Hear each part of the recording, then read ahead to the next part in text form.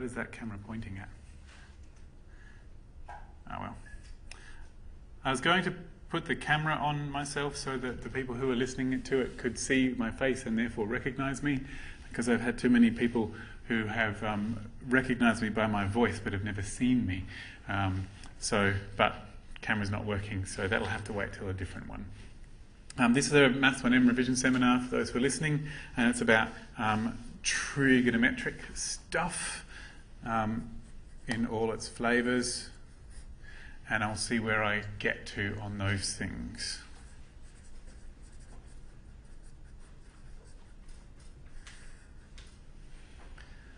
Okay, I'm not necessarily going to organise this in the same order that your lectures are done, and that's important because you shouldn't usually study things in the order that they were presented to you. You need to study them in an order that makes sense to you, because you're going to have to be the one who remembers it and makes sense of it during the exam. So sometimes it's a good idea to put it in a different order. It may end up being the same order. I can't tell that off the top of my head, but it's useful to have a look at the whole topic and see if you putting it in a different order makes it easier to understand or remember. So we'll see if it comes out to be in a different order or not. I did read through all the notes last night, and gosh, it was hard to find things in my uni with nothing being labelled as to what actually is in it. It's all done by weeks, so I did find it eventually by just putting it all together into one big PDF file and scrolling. So here we are in trigonometry. So trigonometry literally means the measurement of triangles. Okay, trigon is triangle and metry is measurement, and that's where it started. And so it began back in the ancient Egypt and ancient Greece with the measurement of triangles, triangles being the most fundamental of all geometric shapes, and it moved on from there into all sorts of other things and basically calculus today. And so it has it's almost always possible to relate it back to a triangle somewhere if you need to. And so when trigonometry was first invented, it was all about triangles. So I'm going to start there just to orient you with that.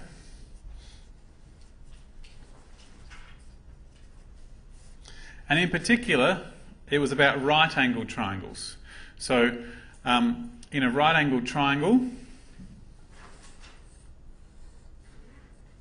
the idea is that right-angled triangles are all the same shape if they have the same small angles.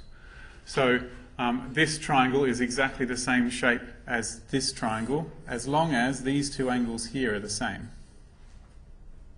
That looks like about 50 degrees, maybe 40. So these two triangles are the same shape, and what our ancient mathematicians wanted and geometers wanted was a way of describing the relationships between the sides in a triangle of this shape. No matter how big it was, they wanted to be able to, knowing one of the sides, figure out what the other sides were. And so that's what trigonometry was in the distant dark ages. And so what they did is that we can define that this being, if we have one that's the number 1 on the hypotenuse, which is the longest side, then this side is sine 40 degrees and this side is cos 40 degrees. And that is the definition of sine and cos that's the definition of sine and cos for angles that fit within a right-angled triangle. And then if your triangle's bigger, that means that, well, if this is, say, 5, then this will be 5 sine 40 degrees, and this will be 5 cos 40 degrees, because the triangle's 5 times the size, so everything gets multiplied by 5. So that's one way of thinking about trigonometry. This is the way that your physicist tends to use in something like statics or first-year physics.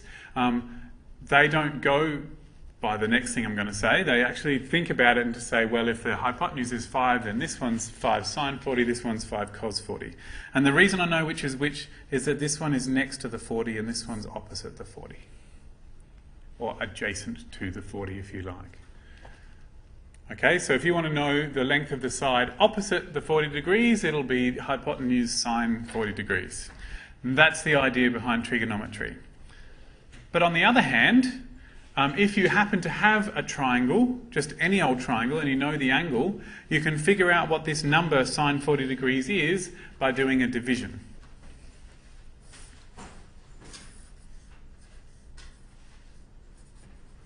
So if this is the hypotenuse and this is the adjacent side, with a capital A maybe, and this is the opposite side, opposite to that angle, because if I put the theta over here, this would be the opposite side, then cos of theta is a number which would be the opposite over the hypotenuse. And, sorry, sine. And cos of theta would be the adjacent over the hypotenuse. And this is what you may have learned when you first did trigonometry at school. So these are just ways of dealing with literal right-angled triangles, and that's where it started. The point is that if you've got an angle theta, then if you go opposite over hypotenuse, it will always come to the same answer if you have the same theta. So this triangle here, 5 sine 40 degrees divided by 5 comes to sine 40 degrees. Now, so if you've got an angle, a right-angled triangle with a 40-degree angle in it, always comes to the same answer if you do the opposite over the hypotenuse. And that's basically true of all things that are the same shape. So you know that the diameter of a circle divided by its radius is always 2, regardless of the circle, because all circles are the same shape. And you know that the area of a triangle of a circle divided by its radius always comes out to pi r. So shapes. Things that are the same shape, usually if you do some sort of division, you'll always get the same answer. So you know that area divided by r squared comes out to pi every time for a circle. And it's a similar sort of thing with triangles. Okay, so that's the beginning, okay, of trigonometry. And there were some really useful triangles that people liked to use, the ones that they use in a set square and a geometry set, which are this shape, where this is 60 degrees and this is 30 degrees, like that. And there's another one which goes like this, and these are both 45 degrees. And these were our classic right-angled triangles that everyone used. The 60-30 one was used really to make nice orthographic projection 3D diagrams, and this one's just, well, it's nice. And so the way that we know how big, what the sine and cos are for these triangles is that we know that this is a half of a square. And we also know that this is half of an equilateral triangle. And what we can do is imagine how big the equilateral triangle is. So what we're going to do is I'm going to make the shortest side 1. And then that means that the side of the equilateral triangle is 2. And then this side, by Pythagoras' theorem, says that 2 squared minus 1 squared should be this squared, so this will be root 3. And in the square, you'll make the shortest side 1, and then because it's a square, this will have to be 1, and then this will be root 2. And that means that I can start figuring out what sine and cos are of these angles. So sine 60 degrees would be the opposite over the hypotenuse, it's root 3 on 2. And sine 45 degrees is opposite over hypotenuse, which is 1 on root 2. And this is what I was taught when I was at school, and we weren't allowed calculators in our first year maths exam back in the day, and so I had to remember these off by heart. So that's how I remember them. I draw the two triangles, I build one up into an equilateral triangle and one up into a square, and then I start with the shortest side and make it 1, and then I work my way around. And I remember this one because it's 1, 2, 3, only this one's a root 3. That's how I remember those. Other people have other ways of remembering the classic angles. but that's how I do it. Now, I haven't mentioned tan yet. I'm going to get to that, because tan actually makes much more sense in a different way of thinking about trigonometry. And this different way of thinking about trigonometry actually has been around for thousands of years. But when we first teach trigonometry, we teach it in terms of triangles. But actually, back in the distant past, trigonometry stopped being about triangles and started being about circles. Okay, so here's the deal. I have an x-axis and a y-axis, and I'm going to relate every angle with a point on a circle. So I'm going to start here at 1, 0, and I'm going to go anti-clockwise, that way. And what I'm going to do is I'm going to say that a particular angle will create a certain point. So if I rotate this by 45 degrees, it will create this point here. If I rotate it by 180 degrees, it'll create this point here.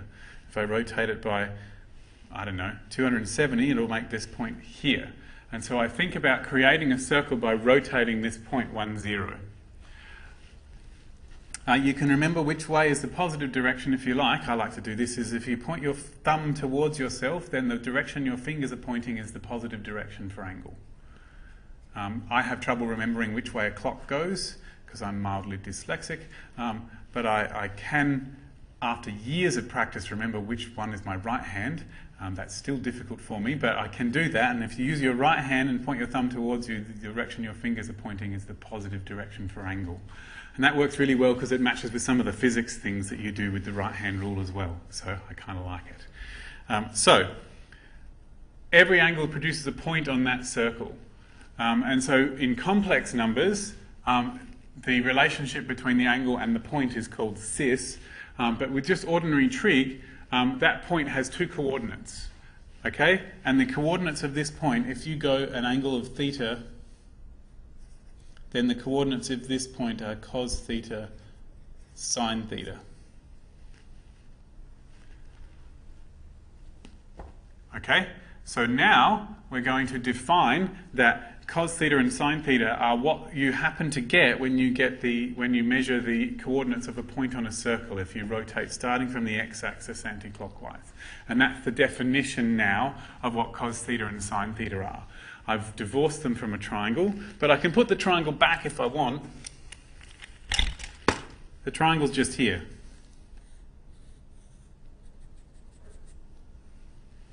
It goes down to the x-axis from where that point is. Now, I've only drawn it in the first quadrant. I will draw it in the other quadrants too, just to make sense of it. So over here, I draw my triangle round this way. And you'll see the reason I drew these two the way I did is because both of them would fit neatly into a circle if I drew the centre of the circle here. They match the orientation of this triangle. That's why I drew them the way I did, so that my hypotenuse was sloping upwards left to right, so that it matches what it looks like in this triangle here. Okay, so here we are in the unit circle. This is called the unit circle because it's got radius 1. And we know that when you rotate this point by a certain angle, it produces a point on the unit circle, and the coordinates of that point are cos theta and sine theta. And I know that the x-coordinate is what this lines up with on the x-axis, which would be this distance here. And the y-coordinate is what this lines up with on the y-axis, which would be this distance here, which is the same as this distance here, sine theta. And this distance here is 1, because the radius of the circle is 1. So that was the first triangle I drew when I did on the page before. That was the first triangle I drew. And it's the triangle that actually all of trigonometry is based on, a triangle whose hypotenuse is length 1. So because cos theta and sine theta are both short sides of this triangle, they have to be less than 1. Okay, because the long side is 1. And the short side, the other two are shorter than that. Right. Now here's where tan theta comes in. Tan theta is about the tangent to the circle. So when I draw the tangent in,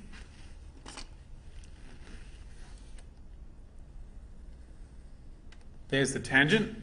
This distance here from the tangent to the x-axis is tan theta, in case you didn't know.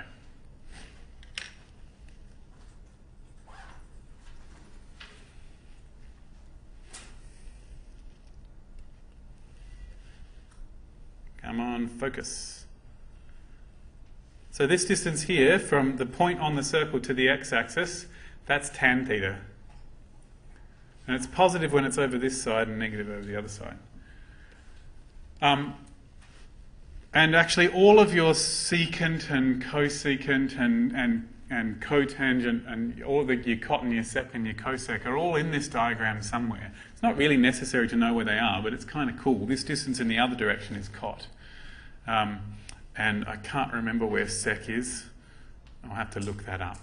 I think this distance here is sec. Could be wrong, but I'm pretty sure. Yes. Okay, so they're all there, but that's where the distance tan theta is, but I actually don't normally use that as my understanding of tan theta. Tan theta is actually the slope of this line.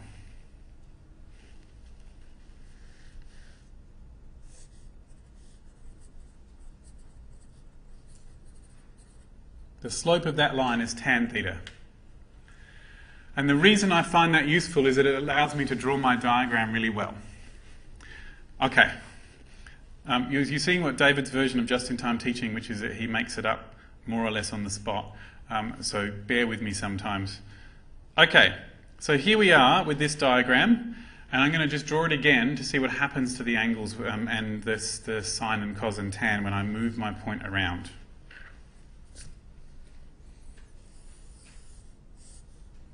It's supposed to be a circle with the thing in the center. So I'm starting here, I'm going to move around the edge of my circle, and I'm going to end up, say, here. Here I am here. Okay, and I want to figure out what sine and cos and tan are of this point. Well, let's see. Sine of this point is the y-coordinate of this point, and cos of this point is the x-coordinate of this point, and tan of this point is the slope of the line from the origin to this point. So the x-coordinate of this point is here, and it's negative, so cos has to be a negative number over this side because the x-coordinate of this point is negative. And sine of this point is here, which is positive. It's on the positive y-axis, and so therefore sine is positive over here. And tan is the slope of this line, and this line is sloping downwards, so tan is negative over here. So all of the angles that put me in this corner give me a negative answer for cos and a positive answer for sine and a negative answer for tan because of where these points line up with on the x-axis, on the y-axis and x-axis. And if I colour in this triangle that goes down to the x-axis here, I can use that triangle to figure out what the actual values of sine and cos and tan are, because I could imagine that triangle being back over here, like that. And it's the same triangle as this one, it's just in a different spot. And so therefore the sine of this angle is going to be the same as the sine of that angle over there. And the cos of this angle is going to be the same as the cos of that angle over there, but it's going to be negative. And the tan is going to be the same as that over there, but it's going to be negative because it's facing the other way. And that's the whole reasoning behind all of this. It will make more sense with an example shortly. But there is a big problem that we have here in that the way that we measured the angle was not by the amount of space between two lines. We measured the angle by literally travelling around the edge of the circle. That's how we measured this angle. We rotated this point around the circle and it moved along the circle to produce this point here. That is why we have a new way of measuring angle when we get to doing calculus, is that we are literally measuring angle as the distance that the point moves around the edge of this circle. Because you can't measure an angle this way as the space between two lines anymore, which is what we thought of it before. We measure it now as a distance around the edge of the circle. So this distance this distance here is the angle in radians. The radian measure of distance is how far the point has travelled around the circle anti-clockwise from the x-axis.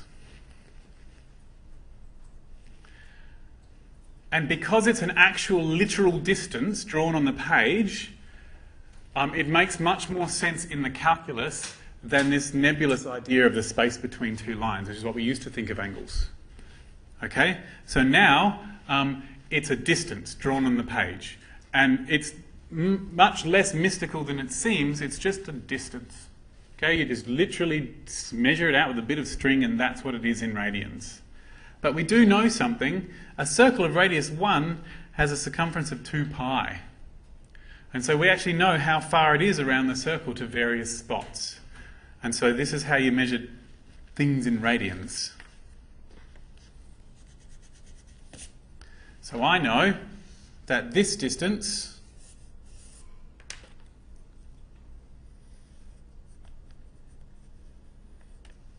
is pi. Because it's 2 pi all the way around. So halfway around, from one side to the other, must be pi. And pi is the same as 180 degrees. Okay, measuring that distance in pi is the same as my angle being 180 degrees. For me, that's the major piece of information that allows me to convert between radians and degrees. I don't remember a formula of pi on 180 or 180 on pi. That just confuses me. But I can remember that pi radians is 180 degrees. And so when I see an angle of 90 degrees, well, it's half of 180, so it must be half of pi. And 60 degrees is, well, that's a third of 180, so it must be a third of pi.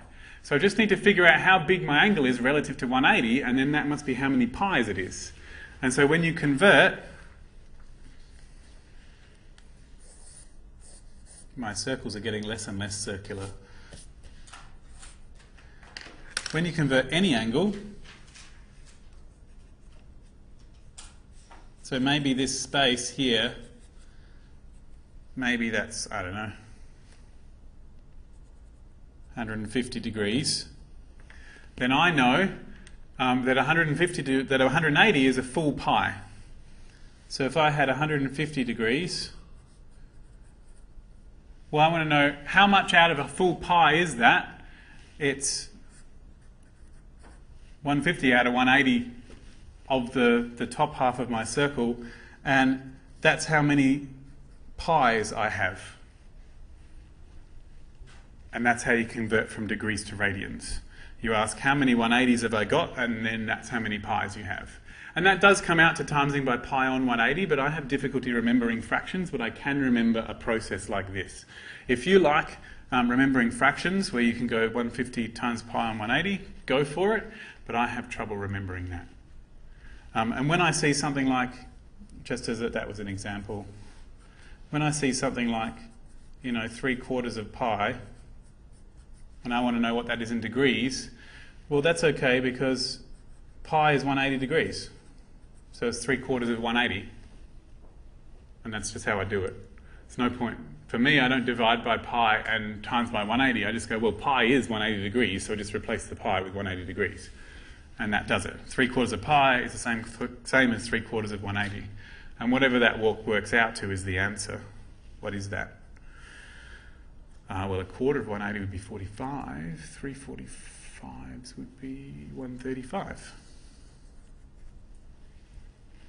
And up here, I should probably finish that one off, shouldn't I?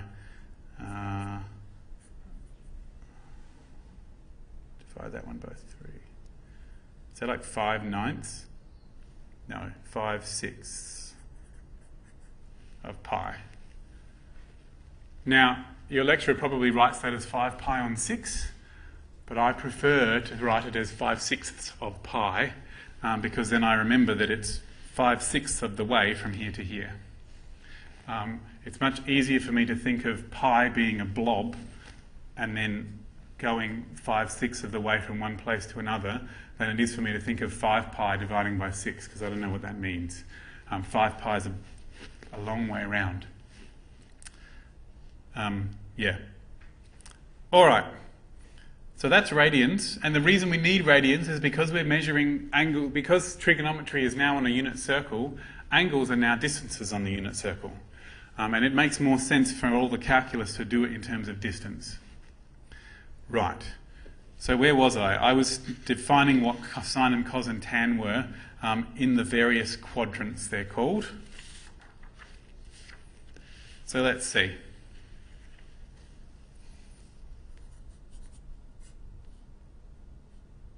Crap.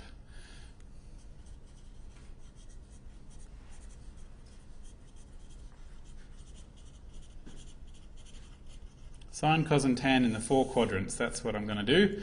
So let's see.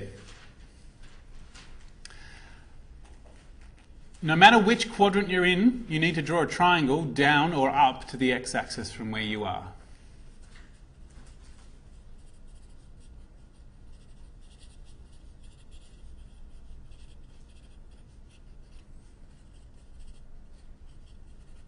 Okay, that's your first step.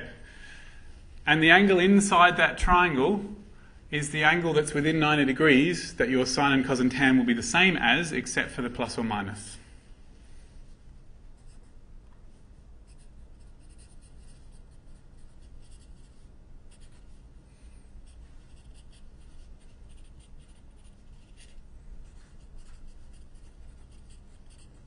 That tells you the value of sine, cos and tan. And then the last step is to decide whether they're plus or minus depending on what quadrant they're in.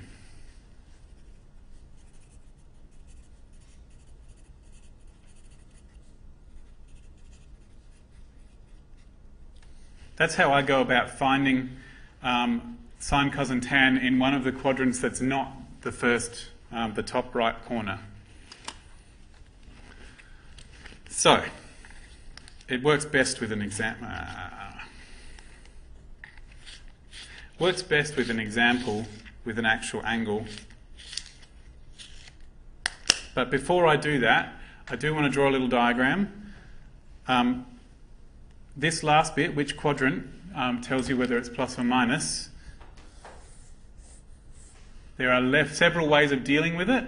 Lots of people say they're all positive here, sine is positive here, tan is positive here, and cos is positive here. That's how a lot of people remember it.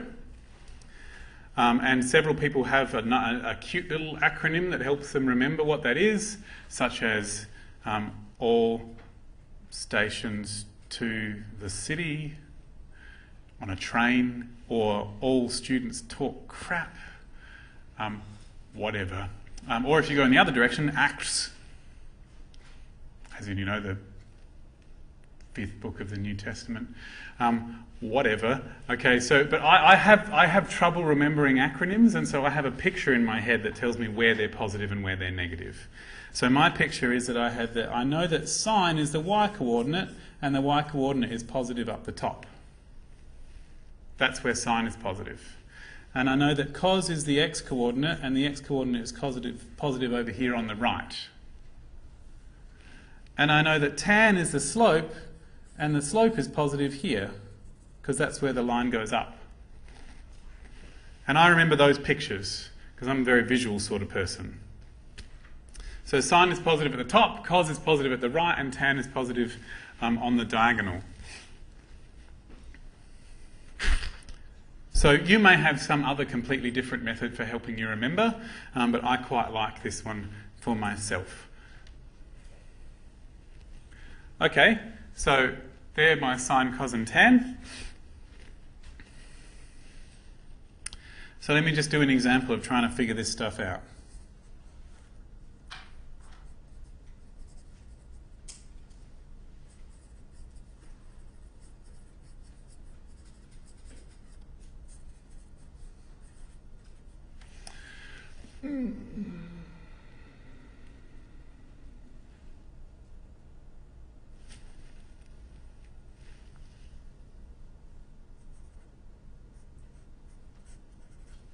Or theta equals 8 pi on 3. Or if you like, 8/3 of pi. So that's my example. So the first step, actually, I need to add a step to the beginning of this. 0. Find where the angle is.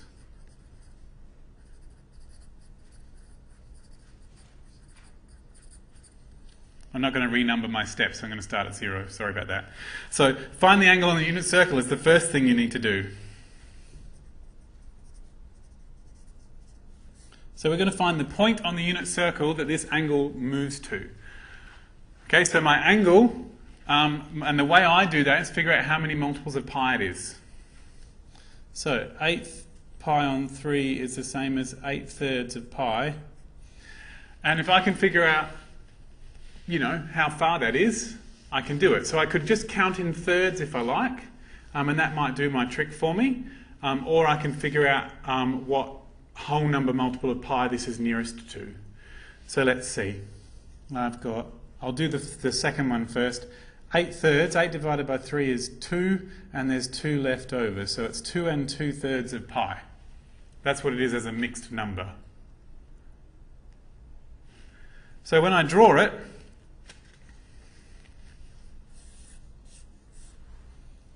here we go. 1 pi, 2 pi's, 2/3 of pi. And that's where it is there.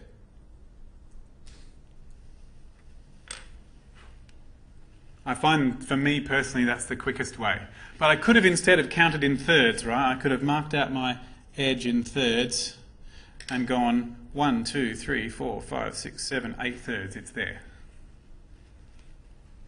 So it's 8/3 of pi. Mark out the edge of my circle in thirds, starting at the x-axis and going anti-clockwise, and then count 8/3, and that's where it is. And what I need to do is I need to draw my angle back to the x-axis. So there's my triangle there. I need to go down to the x-axis. If I was down below, I would go up to the x-axis. Don't go to the y-axis, go to the x-axis. And then I need to know what the size of the angle is inside this triangle. So I'm just going to redraw that triangle. So what I've got left with, there was 2/3 of pi out here, so I've got 1/3 of pi left. That's what I've got left inside my triangle, pi on 3. Now what is pi on 3? Well, it's 180 on, it's 60 degrees. So what I actually have is my little right-angled triangle, my little equilateral triangle. So let's see, 1, 2, root 3. Awesome. So I now know what sine and cos and tan are.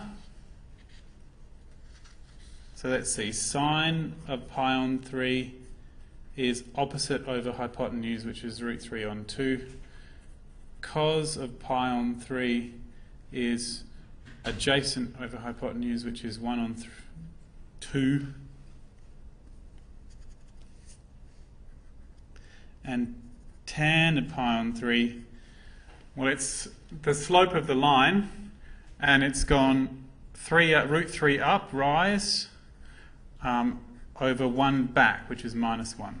So that's the slope of the line. But I don't actually have to worry about that because I'm just looking at a triangle, root 3 on 1, which is root 3. So back at the beginning, tan is opposite over adjacent, which I should have said to begin with. Sorry, I was just talking about sine and cos at the time.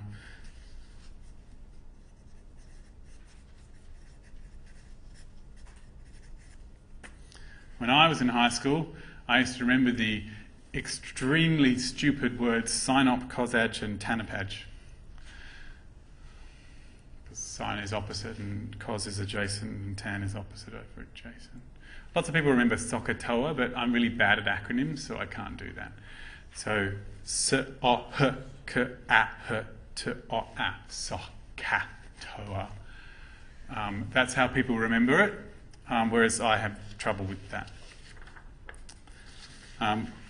Okay, so now I've got my sine, cos and tan for pi on 3, but that's not the angle I actually wanted. The angle I actually wanted was this point here. So I need to decide whether it's plus, minus, or what for the sine and cos. So let's see, sine of the angle that I really wanted was 8/3 of pi. Cos of 8/3 of pi tan of 8/3 of pi. So let's see. It's up the top, so sine is positive, so it's still root 3 on 2. It's on the left-hand side where cos is negative, so it's minus a half. And it's over in that backwards diagonal, so tan is negative. So you figure it out in the little triangle, and then you attach the pluses or minuses depending on what quadrant it's in. And that's how I figure it out, using my unit circle. And yeah, it might take a little while, but you know, it's actually not that slow when you're not telling a group of people what you're doing. So I find, for me, that's the fastest way. Yeah, so let me do another one.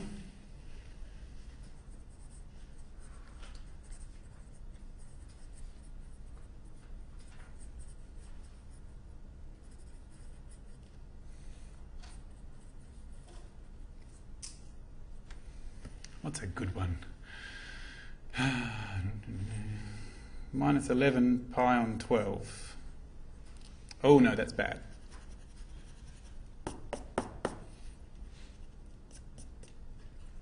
(11 pi on 6). 11 pi on 12 would be bad because we don't have a 12 in our angles yet. Okay, so this is my example. So first we'll find where our angle is. So we're dividing it to sixths here. 1, 2, 3, 4, 5, 6.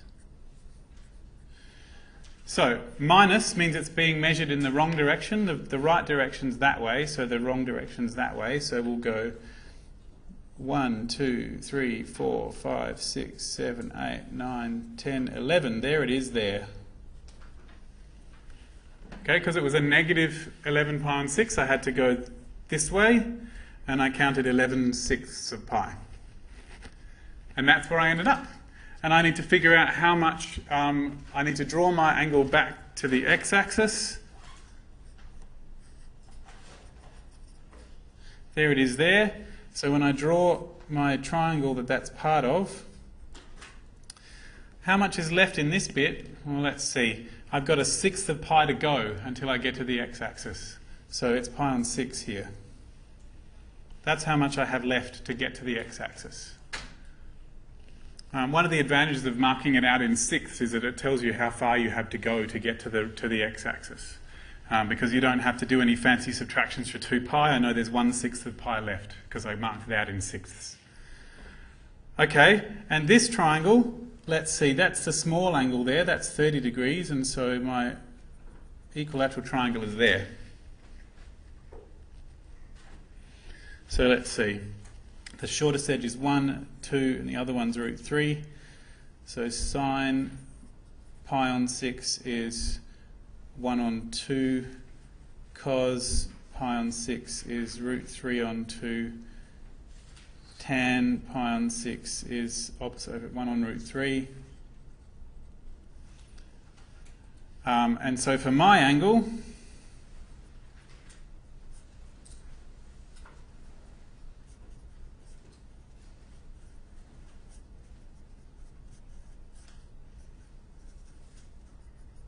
because this is the angle I actually wanted,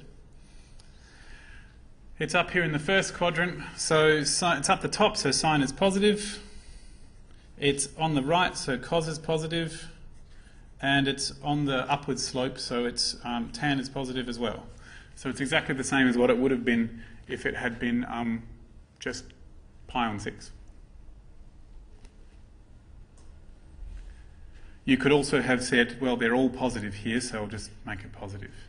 The key part of the working is that these ones are always positive because they fit inside a right angle triangle, and you attach the pluses and minuses afterwards.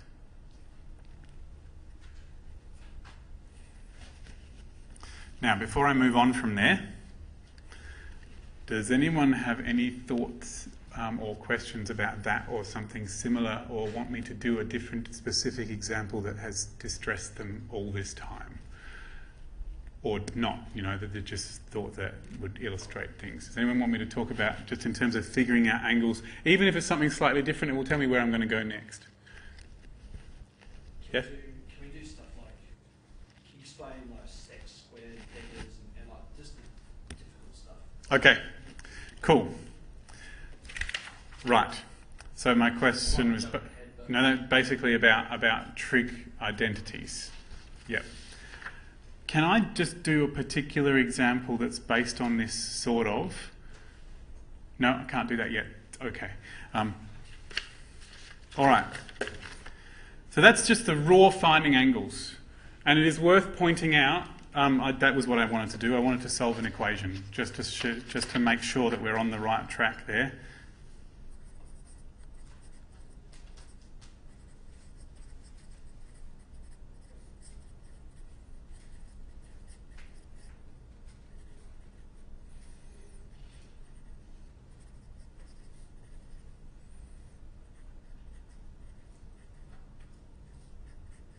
So find solutions for sine 2x equals a half with x between minus pi and plus pi. I know you didn't traditionally see a theta there, but you know, I thought it would be nice to mix it up. Okay. This is doing what we just did there, sort of backwards, because we don't actually know what the angle is, but we do know what its sine comes out to. So I would do the same thing. I would ask myself, where is this angle? Okay, which quadrant could this angle possibly be in? Actually, can I just change my question?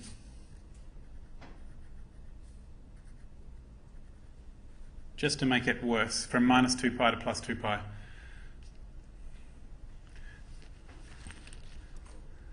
Has to be the first quadrant. Yep.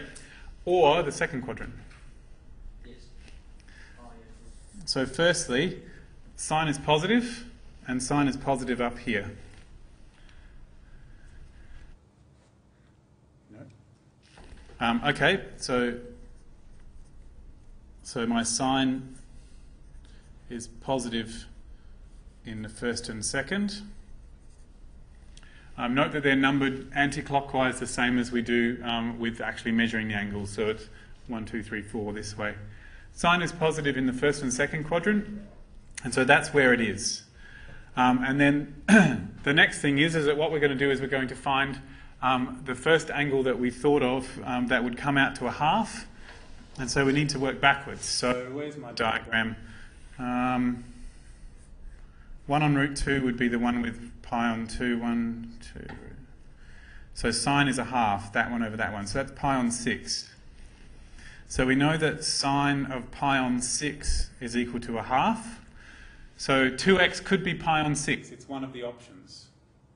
And we also know, so let's see, here we have this point here at pi on 6, and the matching point over this side would also have a sine coming out to a half.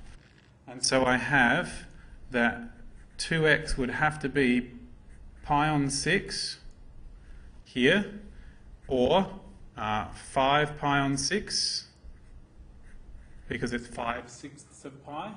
1, 2, 3, 4, 5. Or other angles that put me in the same spot based on this here. So let's start drawing things. So we have 1 pi there and 2 pi there.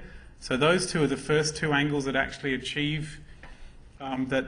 As I go around 2 pi in the positive direction, so I go around 2 pi in the positive direction, I pass through those 2 points. If I go around 2 pi in the negative direction, I pass through those 2 points but backwards. So let's see, the other ones are, oh, frill. But the 2x, damn.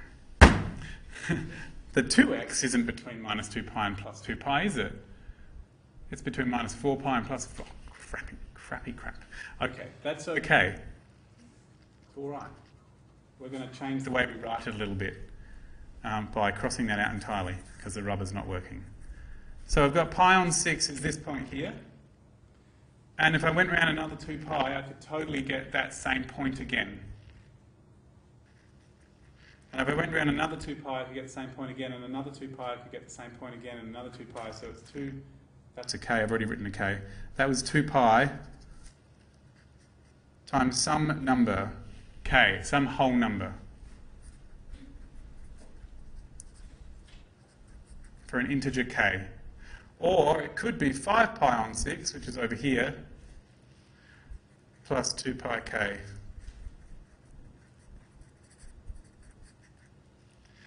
So if you'd been asked to find all the possible solutions,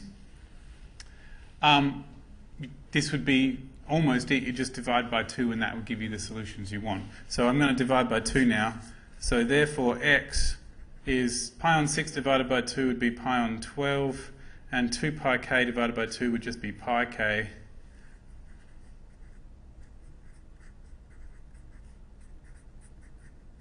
Okay, so these are my solutions for x. I just divided everything by 2 in that equation. If I'd been asked to find all the possible solutions, no matter what x would be, with no restrictions on where x could be, these would be it. They would be the solutions, all of them. But I only want the x's that are within minus 2 pi and plus 2 pi. So I'm going to draw a new diagram and figure out where they are. So I've got pi on 12, which is about here, and 5 pi on 12, which is about, that's just about there, because 5/12 is just under half of pi. And so these are my two angles so far. And I'm going to go plus pi. So plus pi on this one would be here. Plus pi on this one would be here. And if we add pi again, we're going to get there. Okay, so these are the 4 points that we get. These ones here. But my x has to be between minus 2 pi and plus 2 pi. And if you have something that straddles the negatives, it goes from negative to positive, you want to do the negative part and the positive part separately. So the negative bit is here. So negative bit is here, I'll go this way. There's minus 1 pi, and there's minus 2 pi. And so I hit all 4 of those points.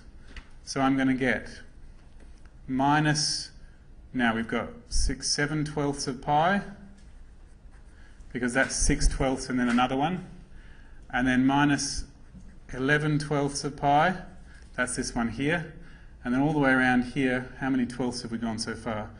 6, 12, 18, and minus 19/12 of pi. And minus 23/12 of pi. And that gets me all the way around here. But the positive ones as well would go the other direction. So I'd go this way, and I'd get to 1/12 of pi first, and then 5/12 of pi. I get to 12/12, so this would be 13/12. And all the way this way would be 6, 12, 18, so this would be 17/12 of pi. And they are all the solutions for x. So basically what I'm saying is that if this had just been x instead of 2x, I would have been able to stop here and found all of the points that match what I'm looking for. But I had to divide by 2, and I found all of the points around the circle, and then I had to track how many 12ths I was up to going around the circle both in the positive and negative direction. If you want to talk more about that, please do come to the Maths Learning Centre and I can talk about it. I've chosen sort of the most complex example I could, in the hope that you've seen simple ones before, and seeing a complex one might help. All you've done is base times pi on 6 by a half, right, for each of those 2 points, which brings them both into that first quadrant. Yep. And you just have to do the difference. Yep. So I had my two things. I had pi on 6 and 5 pi on 6. Divided by 12, we put it here, had to add the pi, and then I had to track where they were starting from the beginning. Yeah. So that's a complex question, and I would hazard a guess that there's probably not enough time to do something like that, unless they've cut some other stuff from the exam. So it is technically possible to do that. But you can do each bit separately. The point is, one thing that's worth pointing out is that you can do different bits of it without having to do all of it, even if you can't get to the end. You can declare that sign is positive in the first and second quadrant, which is a good start. And then you can say, well, I'm going to get these 2 points. I've got a pi on 6 and a 5 pi on 6. David? Yep. I've made a point of learning that that table off by heart. You have pi on 6, pi on 4, pi on 3. Now, am I going to lose marks because I'm not showing like your sort of diagrams and stuff? No, you don't not lose marks by not showing this diagram. You are allowed to just write them down straight up. And in fact, your lecturers, the gods that they are able to write them down straight up. I, however, do not do trigonometry often enough, and so I don't. And my memory tends to work in a fairly random order, and so I like to have paths that get from things that I do know to the things that I don't remember. So if you can remember this straight up, if you just happen to know off the top of your head that sine pi on 6 is a half, then there's no working required, you can just write it down. That's what you want to know? Cool. Right, the next thing is that all of these trig things are related to each other. Okay, so sine is now not just the y coordinate of a point on the unit circle, it's also a function that when you put an angle in, it produces a number out. And there are all these calculations you can do for how these numbers are related to each other. And that's where the trig identities come in.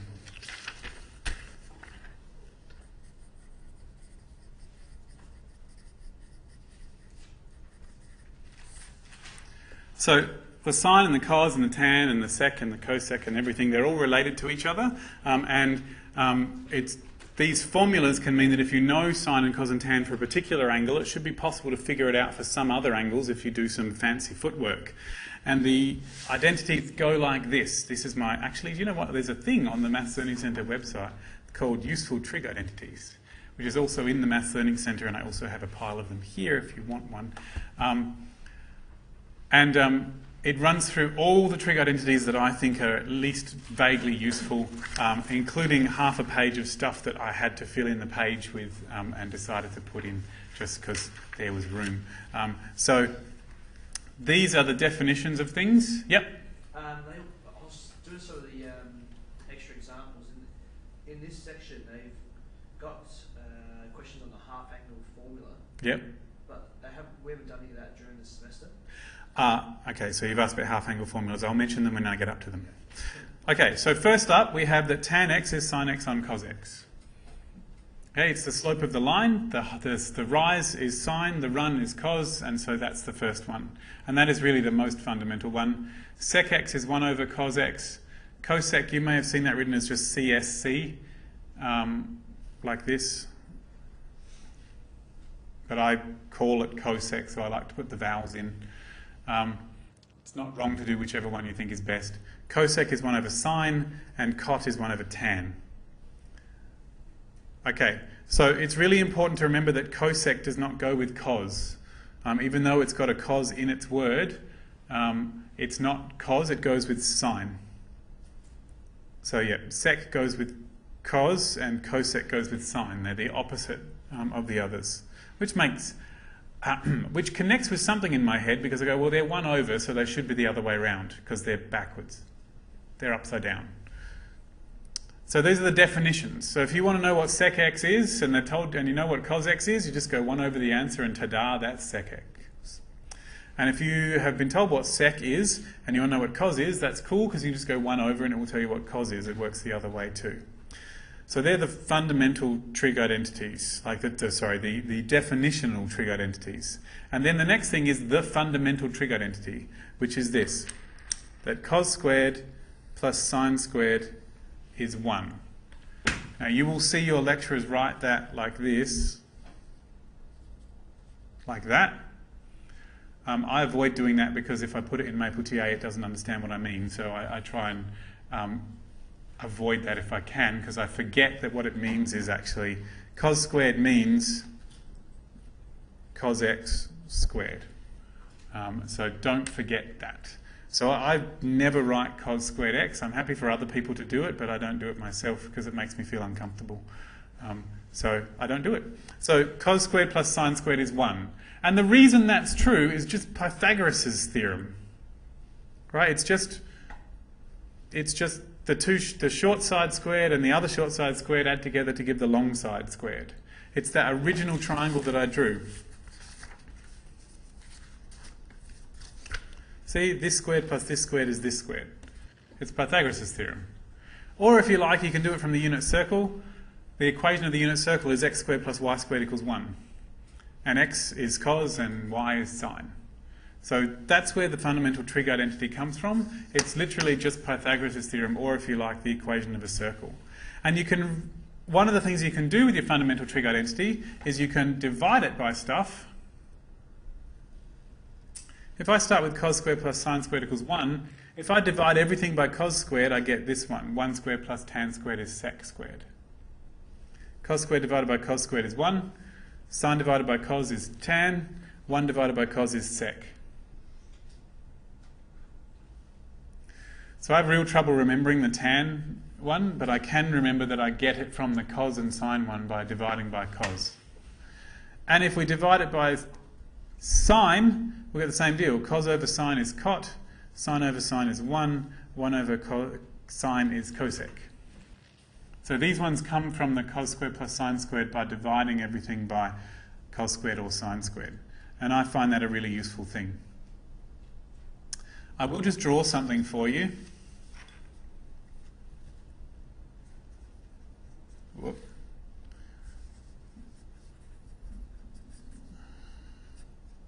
So divide this by cos and I get this.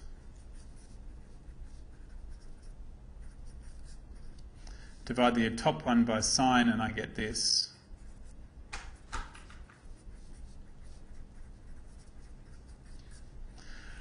I will draw a diagram for you to show where they are.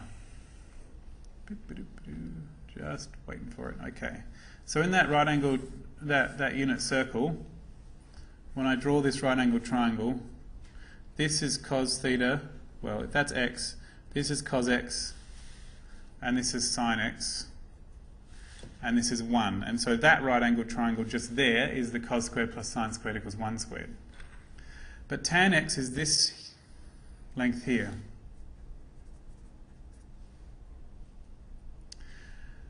And sec x is this length here.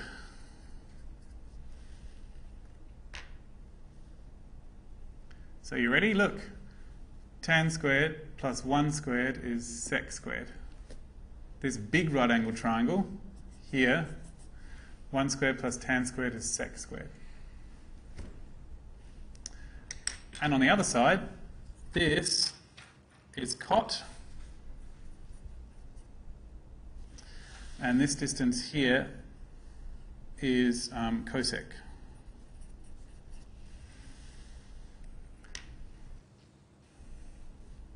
So 1 squared plus cot squared is cosec squared.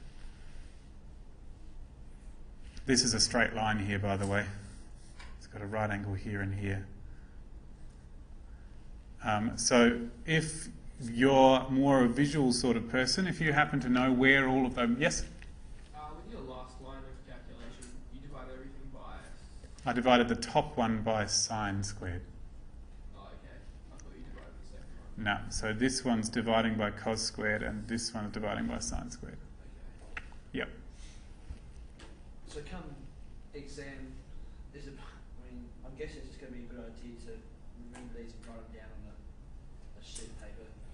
Lots of people do what they call a mental cheat sheet. You find the things that you would find difficult to remember, repeat them to yourself until you sit down, and the moment they let you write them down. So that's your mental cheat sheet. To be fair, you really need to have cos squared plus sine squared equals 1 so ingrained in your mind that it's just there all the time. That one in particular. The other ones you can figure out from there. But when I did my first year exam, the first thing I wrote down when the moment they told me I could write on my scribble paper were my 2 triangles for the right angle triangles with the pi on 6 and the pi on 3 and the pi on 4. And I wrote down a couple of the trig identities. Okay, so this is the fundamental trig identity. It tells me some other stuff, and it's useful fodder for lecturers coming up with fancy trig identities, because look, cot plus tan all squared is sec squared plus cosec squared. So if you do the really big triangle, and you can find various other triangles in there as well. So that's the basic trig identities. And what that means is if you happen to know what cos is, you can figure out what sine is, even if you don't know the actual angle involved. So this is your classic example that goes with that.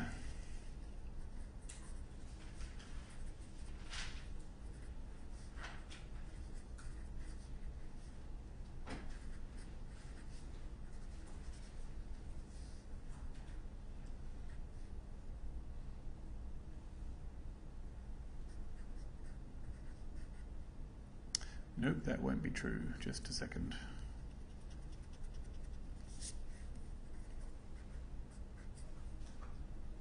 So given that sine, that's an alpha. Given that sine alpha is 2/3 and plus pi on 2 is less than alpha is less than pi, find cos alpha. Okay? So you can use a trig identity to do this if you want. You can also do it without a trig identity. So I'll give you both versions. So version 1, both of them are going to require us to figure out where this angle is. This angle is between pi on 2 and pi. So here's pi on 2 and there's pi, so my angle's in this corner. So I'm going to go pi on 2 is this bit. There's pi, there's where my angle is. Which is good because sine is positive in that quadrant, so it all matches up. If they told me that sine of alpha was 2 pi, was minus 2/3, I'd be stuffed because it's in the wrong quadrant to be negative. So sine is there. So I do know that whatever cos alpha is, it's going to be negative because cos is negative over on this side. So one way is to just draw the triangle, right?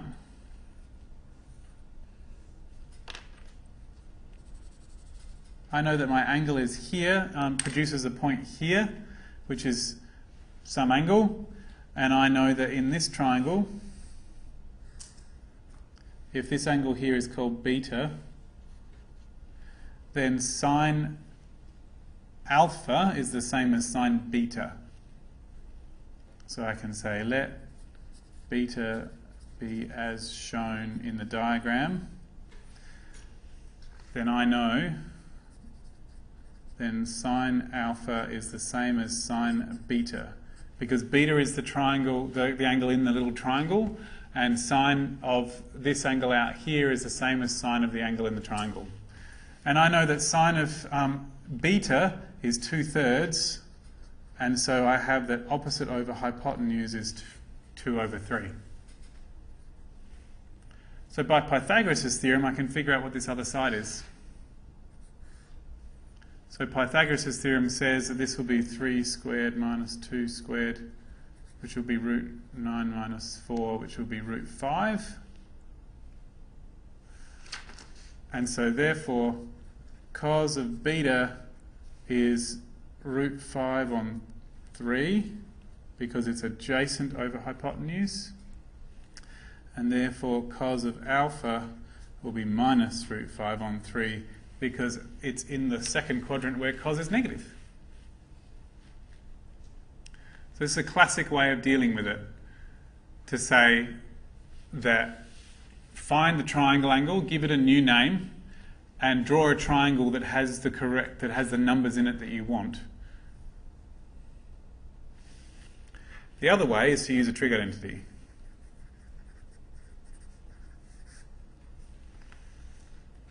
So version 2 is, well, just a second, I know that cos alpha squared plus sine alpha squared is 1, because that's the fundamental trig identity. And I know what sine alpha is, it's 2/3, so I'll sub it in.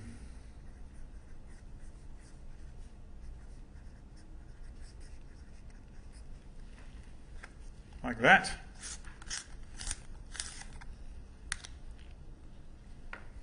And so I'll rearrange this, cos alpha squared plus, now that's 4/9, because 1 cos alpha squared is 1 minus 4/9, which is 9/9 minus 4/9 would be 5/9.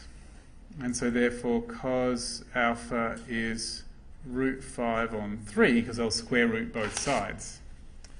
But I don't know which one it is. It's got to be one or the other, but I don't know which one. It's plus or minus.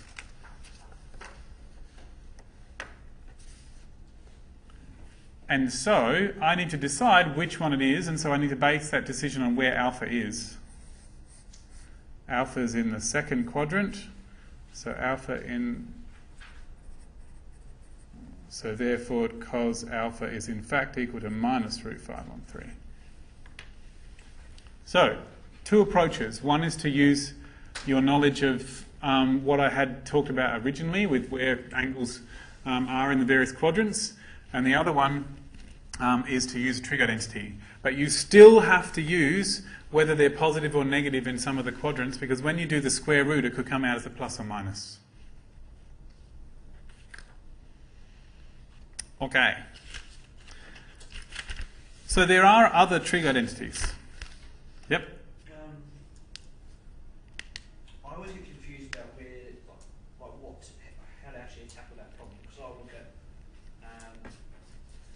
so sine of alpha is equal to 2 on 3. Okay, well I'll look at, so it's 2/3. So then I'll say there's 1/3 left, so that angle there is sine of 1 pi on 3. Okay. So just for those who are listening on the tape, when you see sine alpha equals 2/3, that 2/3 is speaking an angle to you. But that 2/3 isn't an angle, which is the thing. So it's really important to help to focus somehow on which of these things is which. So if you look at this, the thing inside the sine is an angle. Yep. The thing that the sine produces is just a plain old ordinary number. So I like to repeat mantras to myself. The outcome of sine is a number. Or even better, the outcome of sine is opposite over a hypotenuse. And so when I look at that 2/3, I need to say, well, it's not inside the sine, it's on the outside, which means it belongs on the triangle, on the outside of the triangle, not on the inside of the triangle. So that alpha is on the inside of a triangle, if it was an angle, whereas a 2/3 is on the outside of the triangle. So when I draw my triangle, the 2/3 is on the outside, whereas the replacement for alpha is on the inside. The other one over here is that if you're used to trig identities, you can just write down your trig identity straight up and go, okay, sine alpha, did it tell me what alpha was, or did it tell me what sine alpha was? And that's a good question to ask yourself. It didn't tell me what alpha was, it told me what sine of alpha was. So I can't actually put the 2/3 inside, because it has to have a sign attached to it for me to put it somewhere. So this entire thing became 2/3. I don't have any good strategies other than that to deal with it, but knowing yourself and knowing that this is something that you're likely to do, it's good to have in your list of things to do to say, check, am I looking at the inside or the outside here? It's basically if they say, cos theta is equal to 2/3, and you just know that you can sub that into that equation basically. Yeah, so the 2/3 replaces the entire of the cos. But it doesn't belong to the theta because the theta's been transformed into that number. So maybe one other way of dealing with that is to think the alpha has been transformed via the sine to produce 2/3. And to say, well, this 2/3 is the thing that it's transformed into, so I can't put it inside the sine because it comes out of sine. Okay, now, trig identities. Even more of them.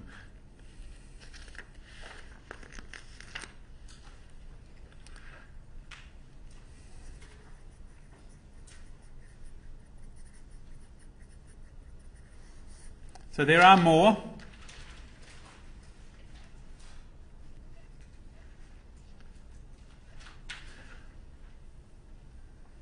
Come on, there we go.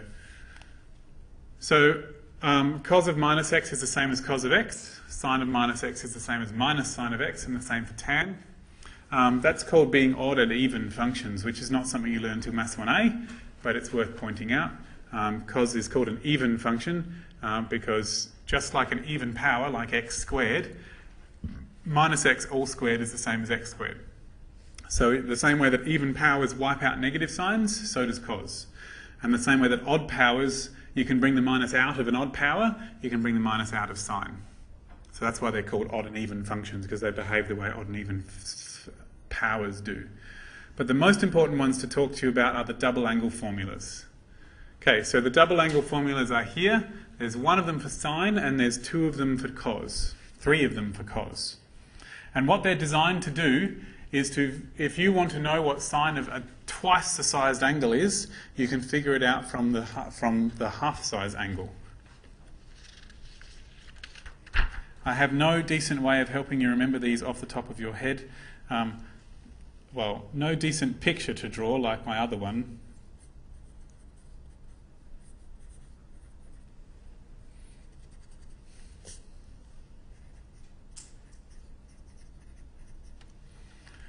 So sine of 2x is 2 sine x cos x.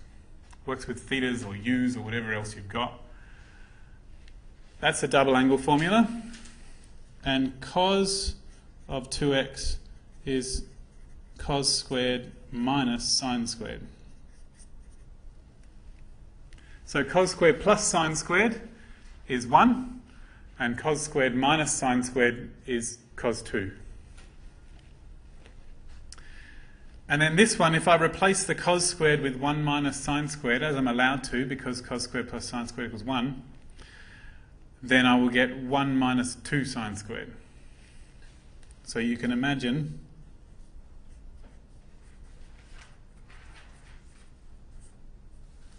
the cos squared is 1 minus sine squared, and 1 minus sine squared minus another sine squared is 1 minus 2 sine squared. But by the same token, I could come back to here and replace the sine squared with 1 minus cos squared, and I end up with this. Because 1 minus cos squared, the minus would go with the minus and make a plus cos squared, and then I'd have 2 cos squareds. Okay, these are the double angle formulas, and they allow you to figure out angles that you wouldn't otherwise be able to figure out. But they're much more useful for figuring out half angles, and there is such thing as called the half angle formula, but I don't remember any of the half angle formulas because I don't use them often enough, and I can figure them out from here. So you can rearrange this. If you know what cos of 2x is already, then you can figure out from here what cos x is. So I'm going to give an example of that one.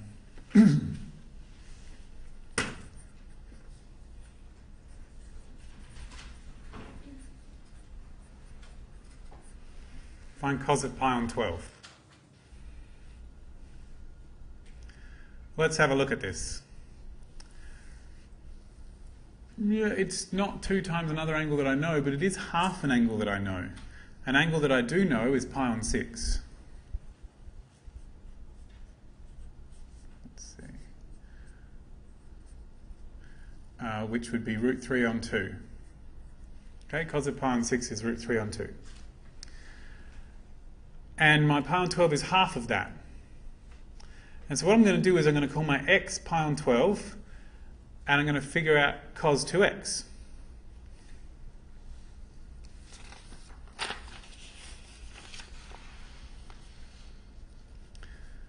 So let's say x is pi on 12.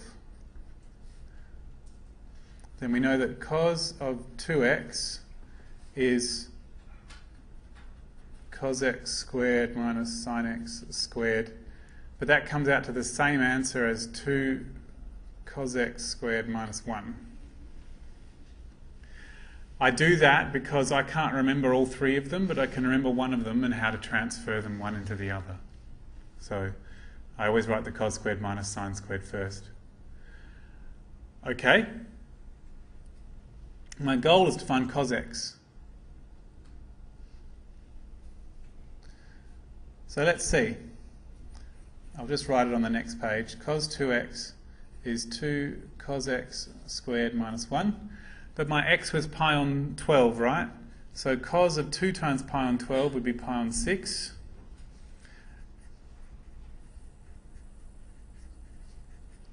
And I know what cos of pi on 6 is.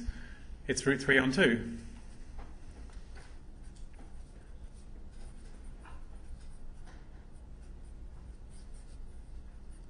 So I have to rearrange it to figure out what cos pi on 12 is.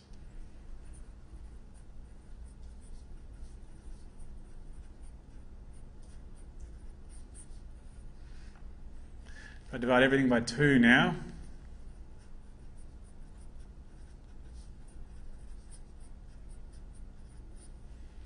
oh, it's still squared. And now I have to square root both sides. Awful, but there it is. I've chosen the positive one because pi on 12 is in the first quadrant. Pi on 12 is in here where cos is positive. So cos pi on 12 is square root of root 3 on 4 plus a half.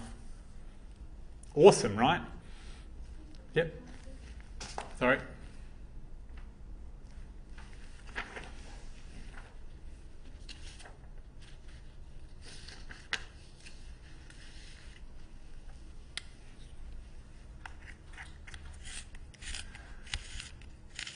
There you go.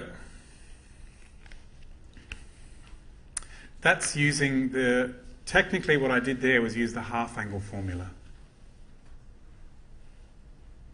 Did I do something wrong? Because I might have. No, how did you know this in the first quadrant?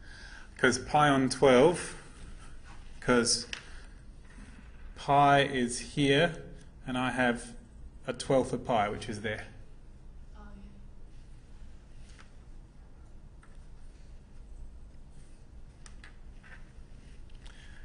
Can never hurt to do that.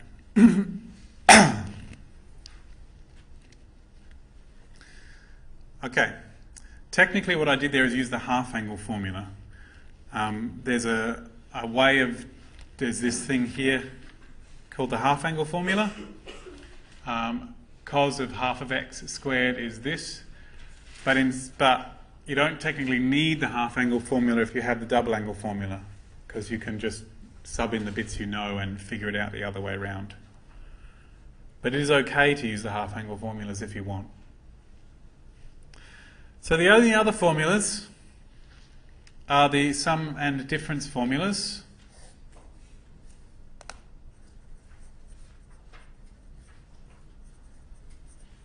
You use the half angle formulas for integration, but you can't integrate. That's Yep, so someone said you use the half angle formulas for integration. Yes, you do, but I always just start from here and rearrange it because I can't remember the half angle formulas. okay. So, yeah. So you can use them for integrating, but I prefer to just, if I wanted to integrate sine squared, I'd write this down and rearrange it to get sine squared equals. And I know that it's a little bit of extra working every time, but I only have so much memory energy to go around. So it works for me. With this sheet we get in the exam, we have a sheet that does have identities on it. Does it?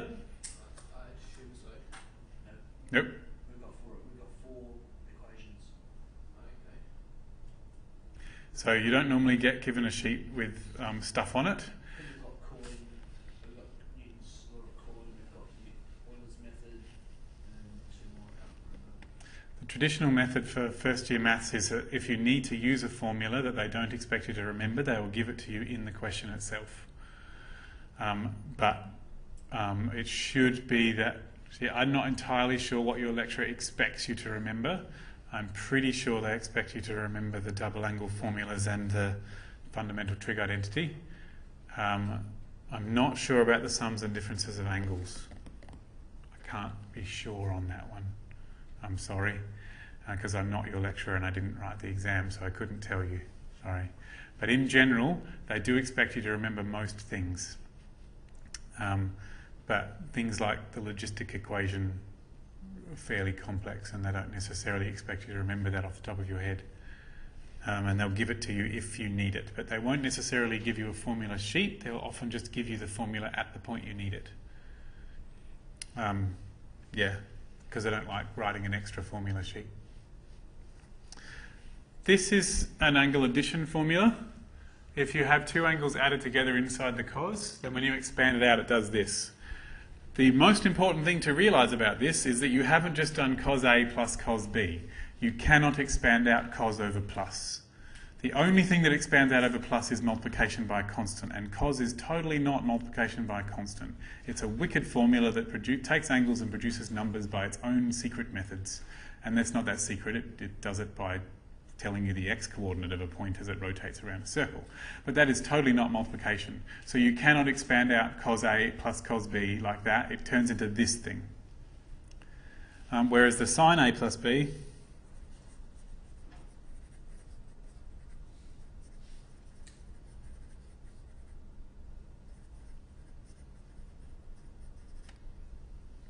is like that.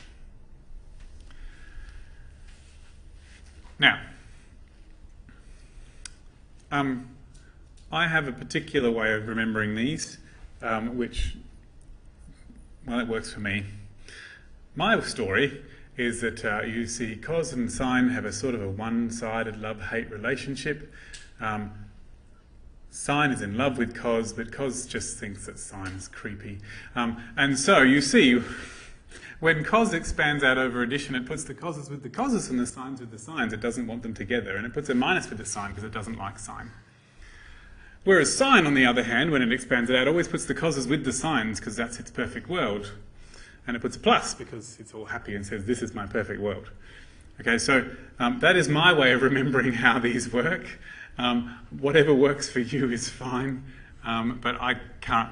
You know, I figured that I did that one when I was in high school and it worked for me, and it's my favourite. But you do know, even if you don't have a cute little personality approach to remembering maths, you can remember that cos puts the coses together and sines puts the coses with the sines. Okay? So the other way to confirm that you're doing the right thing is if you make them both A, cos of A plus A will be cos A and sine A sine A, which is cos squared minus sine squared, which is your double angle formula. So, and sine A plus A will be sine A, cos A, sine A, and you'll have two of them, which is where the 2 comes from in the double angle formula for sine. So this 2 here comes from the fact that what you're really doing is doing this, but where the A and B are both x. Sine of x plus x is sine x, cos x, sine x, and so I get 2 of them, which is where this comes from. So if you're good at remembering the double angle formulas, it can help you remember these, or vice versa. Yes? Do you want to run through this one with us? Yep. This is from number 8 in the question. I think I worked Yep. out yesterday, but show that tan alpha plus beta. Sorry. No, it's the question. Show that to be written as tan alpha plus tan beta on 1 minus tan alpha times tan beta. Good, that was where I was going next, doing trig identities. So, we have all these lists of trig identities. Okay, we've got the double angle formulas, we've got the angle addition formulas, we've got the fundamental trig identity, and you can use them to prove other trig identities. Now, when you prove things, so this is what your lecturer would use, call a direct proof. This is the final statement we want to make. We want to make the statement that tan of alpha plus beta is equal to that. And what that means is that we cannot write that down anywhere on the page until we have proved it. You are not allowed to start by writing that down. Okay? Anytime you're asked to prove that something is equal to something, you must not, other than the bit where you say show, you must not start your working by writing that down and working on both sides. That is wrong. Okay? Because that is technically assuming that what you're aiming to show is true to begin with. And also, if you start by working on both sides and you get down to something like 1 equals 1, that's great, but 1 being equal to 1 doesn't prove that the original thing works, because it could be that you did something along the way that just makes everything 1. Okay? And so, sure, 1 is 1, but that doesn't tell you anything about the original. What you need to do is start with one of them, write equals, and get to the other one. In rare circumstances, you can write one side equals maybe x, and do some working to figure out what x is, and then sub it into the other side and see what you get. Okay, but you cannot start by writing this. We're going to start with one and get to the other. That's your first port of call with proving things that are an equality. So I prefer to start with this. So there are sometimes you want to start with the thing that's more complicated and try and make it look simpler. And sometimes you want to start with the simpler one and make it more complicated. It's hard to tell which one to do, but I do have a formula for sine of alpha plus beta and a formula for cos of alpha plus beta. So I can make this more complex very quickly, and it will be more complex and therefore look more like the other side. But my goal is to keep writing equal signs until I am able to write this last thing here. So I need to keep my goal in mind as I go. But before I get there, I can't do anything else until I think, okay, I do have a formula for sine of alpha plus beta, and I do have a formula for cos of alpha plus beta.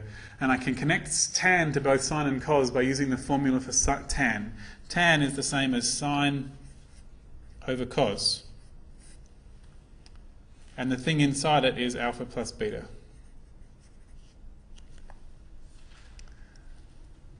I'm not really 100% certain that this is going to go anywhere I want, but it's the first thing I thought of, and the other one just didn't look hopeful at all. So the other one I could technically, I suppose, have turned them all into sine over cos if I wanted, and that might have helped, but this will do for the moment. So now I do know that there is a formula for sine of alpha plus beta, and so it was sine alpha cos beta plus cos alpha sine beta. And there's a formula for cos of alpha plus beta as well.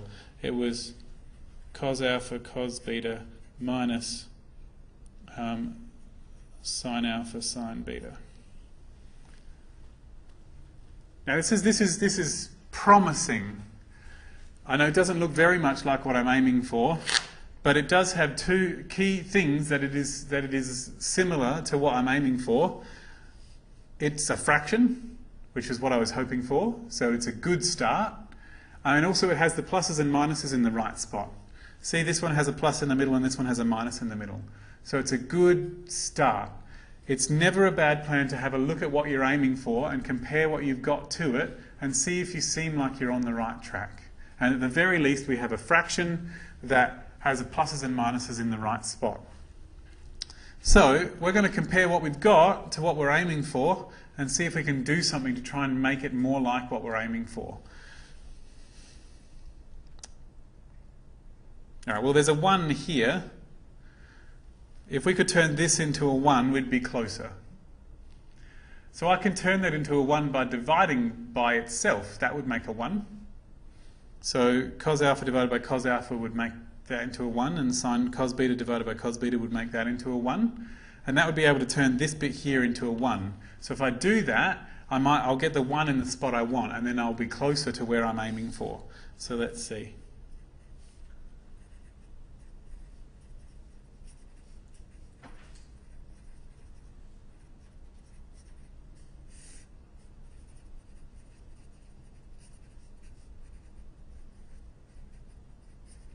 So I'm going to divide the whole top by cos alpha cos beta.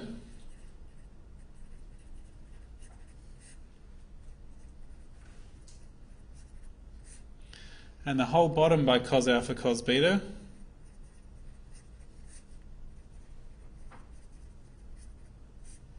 And see what happens.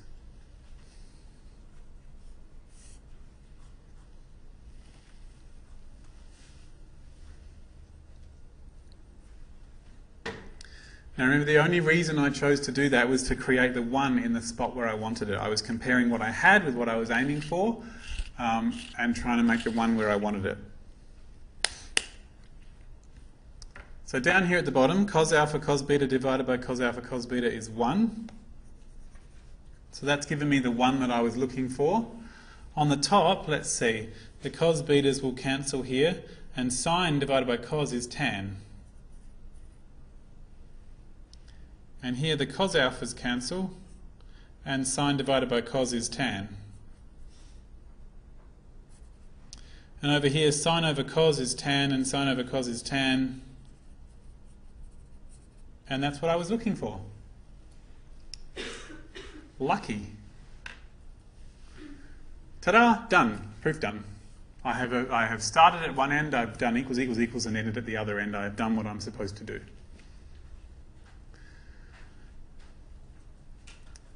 The lesson I want here to point out is, one, the structure of a proof with an equal sign in it. It's to start at one end and get to the other. And the other lesson is that if you compare what you've got to what you're aiming for, you can usually think of something that will make it more like what you're aiming for. And it's much easier to produce a number like 1 than it is to produce pretty much anything else. If you need a 1 where there wasn't a 1, if you divide by something, you should be able to do it. It's exactly the same as with the trig identities to begin with, right? You know, I know that if I divide this by cos squared, it will produce a 1. And so I've got a good chance of producing the matching trig identity that I want. And it's, yeah, that sort of strategy of dividing something by itself to produce a 1 is actually more common than you would think.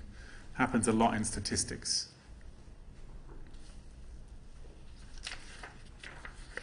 Right. So that's trig identities.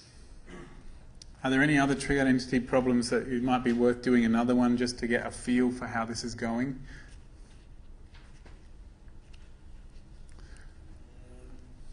There's proofs of questions. What was the rest of the question? Oh yeah, so they're actually not past that. Yeah. Find an expression for tan alpha minus beta and tan 2 alpha.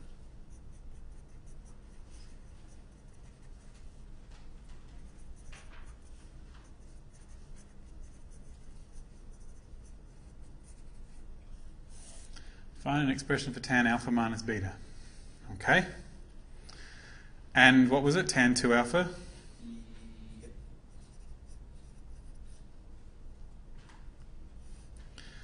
Okay, so remember, mathematicians, I mean, I could do it straight up, okay? I could do tan alpha minus beta using the subtraction formulas for sine and cos in exactly the same way that I did it just there. And that would be not a bad thing, it would not be wrong. However, you know, I want to point out something.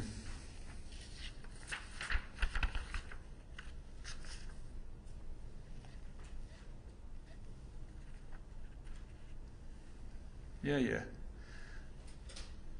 See the ones with the plus? You can get the ones with the minus by replacing b with minus b and subbing it in.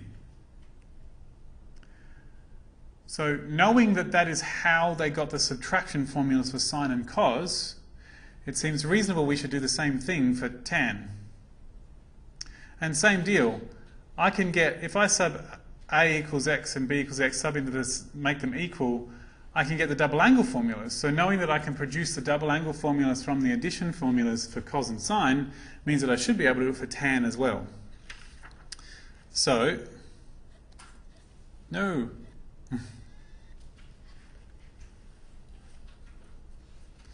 So let's give it a go. So tan of alpha minus beta is the same as tan of alpha minus plus minus beta.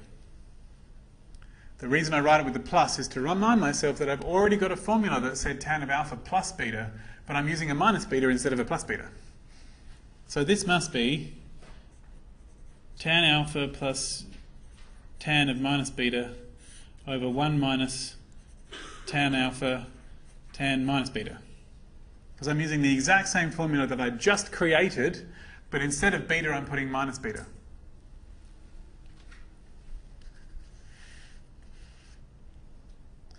And then I'm going to use my trick that tan does. Tan does this trick that minuses can be brought out of tan because it works the same way as an odd power does.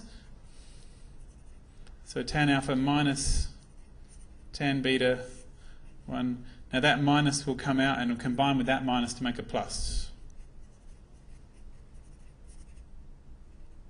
And so there's my tan alpha minus beta formula. And tan 2 alpha Well, that would be the same as tan of alpha plus alpha. So I'm going to use the same formula, but instead of using beta, I'll use alpha again. So tan alpha plus tan beta, but beta is alpha, plus 1 plus tan alpha tan beta, but beta is alpha, 2 tan alpha over 1 plus tan alpha squared. Awesome. And that's pretty much it. I could, if I wanted to, use another trig identity to make that look prettier, because 1 plus tan squared is the same as sec squared, but I don't know if that really is prettier. So it's okay to stop there if you want. I wonder. No. Oh, that's so cool! Sorry. I have to do it now.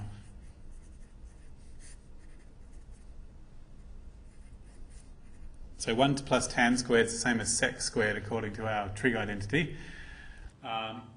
And then sec squared is actually 1 over cos squared. So this is 2 tan alpha sec cos alpha squared. Because 1 over sec is the same as cos. And let's see, 2 sine alpha.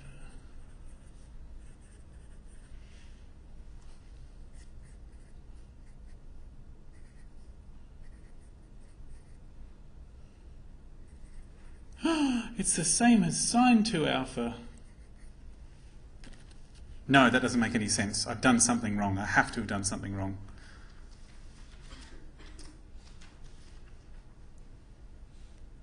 It really does seem to make sense.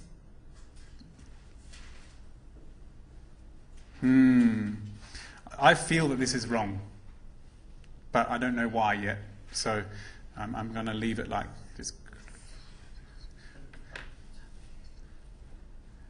For those listening on tape, you may never find out why this is wrong, because it might take me a couple of days to figure that out. But there is something wrong with what I did there, and I'm trying to figure it out. It's because this is a minus.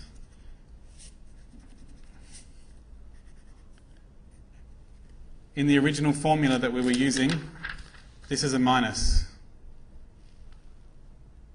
And I wrote it as a plus in my working just then. That's why it's wrong. Okay, I found something wrong with my working. I lost a minus. Damn. Sorry? It didn't take days to figure it out. No, it didn't take days to figure out.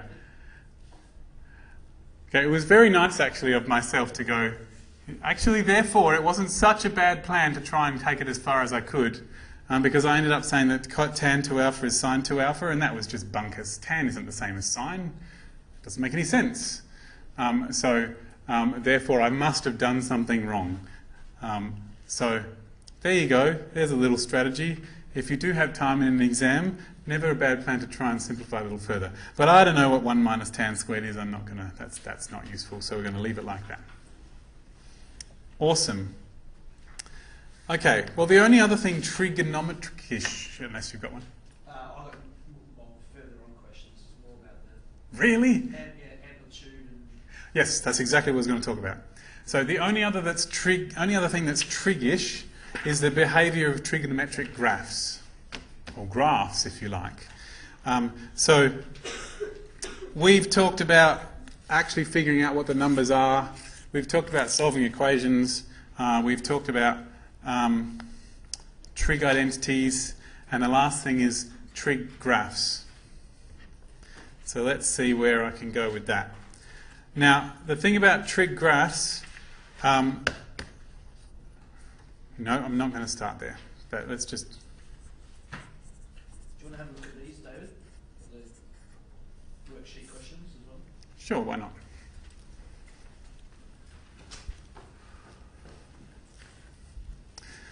Okay. So,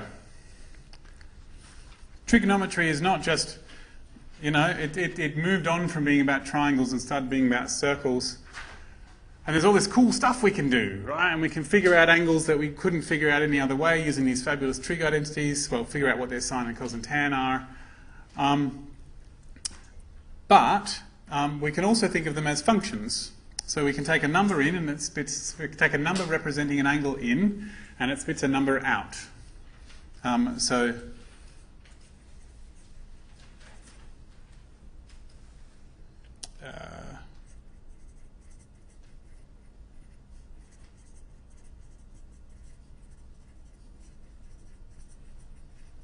The trig functions actually are functions, meaning that they take an angle in and they produce a number out. So for example, sine does that. Takes an angle in, spits a number out. If it takes the, you put the angle pi in and you get the number 0 out. You put the angle pi on 2 in and it spits the number 1 out. You put the angle pi on 4 in, it spits the number 1 on root 2 out. And the numbers that come out for sine are always between -1 and 1, but for tan they range between -infinity and +infinity. And the angles that go in, well, you can put any old number if you want. You can put in 17 pi if you like, and you just go, right, there we go, it's 0. Okay, so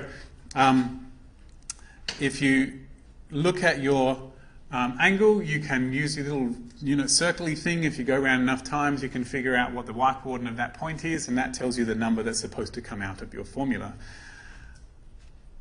But one of the things that it does is that it repeats itself. If you keep putting in all the angles that are possible, it will spit out it'll just keep repeating the same numbers over and over again.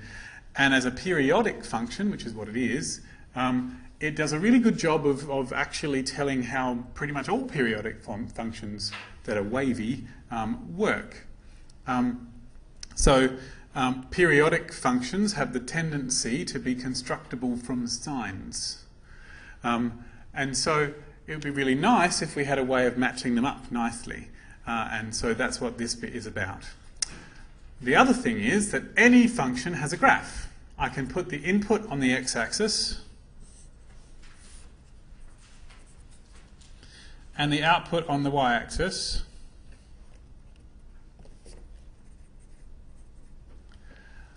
And I can draw a graph. And so I know that if I put in 0, I will get 0 for sine. And if I put in pi on 2, I will get 1 for sine. And if I put in pi, I will get 0. And if I put in 3 pi on 2, I'll get -1. And if I put in 2 pi, I'll get 0 again. And if I put in 2 pi plus another pi on 2, I'll get 1 again. And then all the middle ones can be filled in just as well. And so I can draw a graph of what the input and output do. Okay? So this graph instead is an alternative way of trying to figure out what sine of any particular angle is. I could say, what is sine of 5 pi on 6? Okay, it's about here. Well, it's about whatever that y-coordinate is. And you can see that, look, here between 0 and pi, sine is positive. Here between pi and 2, sine is negative, and then it's positive again.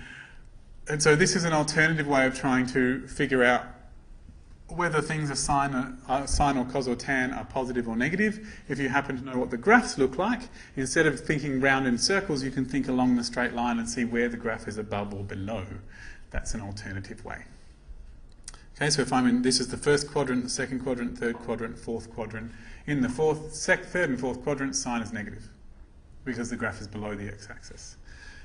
Okay, so a periodic graph like this that works in waves has a number of key features which are useful to know terminology for. In the same way as a parabola has key features, a nice parabola that's like y equals x squared has a vertex. It's either going up or it's going down. It has an axis of symmetry, and there's different pieces about the graph that you can know. And a straight line graph, you know, if you have y equals mx plus c, it's got a slope, it's got an x-intercept, it's got a y-intercept, and all of those bits of information can be calculated from the formula. You don't need to draw the graph to know where those points are. So one of the things about, one of the biggest ideas in maths is the connection between algebra and geometry. And so we have an algebra thing, which is the formula, you know, y equals sine x. We have a geometry thing, which is this graph here. And information about the algebra tells you information about the geometry. And so we want to know what bits of the algebra tell me what bits about the geometry. And so I need to know the key features of this graph to know which bits of the algebra go with it. And so the features are the period,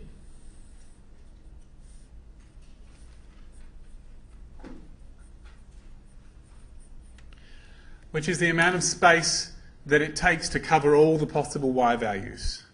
Okay, it starts to repeat itself after this. We'll just put some extra here. So in this zone, I cover all the possible outputs of sine, and then it repeats itself again.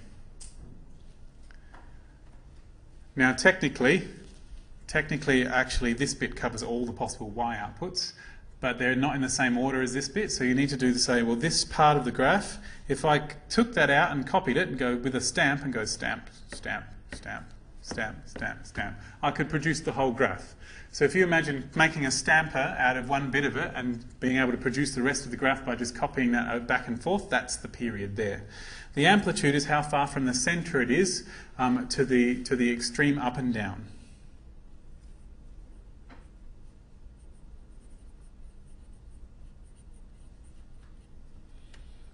So this is the amplitude here as well. Amplitude is basically half the way, isn't it? Yep, it's half the difference from the top to the bottom as well. So in a way, it's the radius of the wave. Okay, so the diameter is the distance from the top to the bottom, and it's the radius, that's the amplitude. But when I think about it, I think of it as how far from the centre to the top and bottom.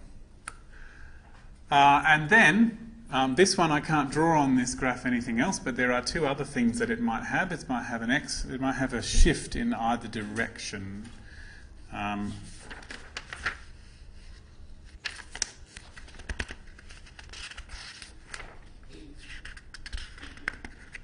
Yeah. Do they have a name? The shifts, did they have a name? But they didn't have like a name like amplitude and period, did they?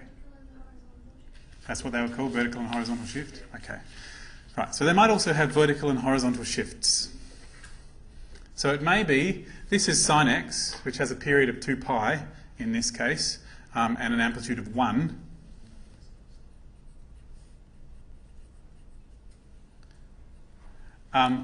But you can also shift it over so that it doesn't do its thing in the same spot.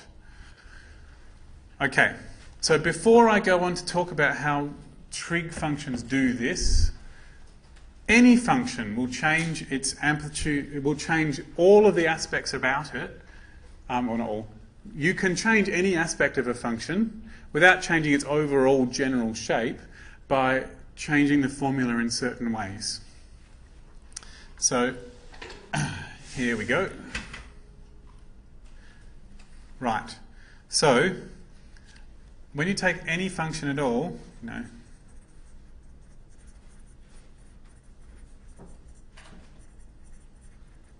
how functions change when you change the equation.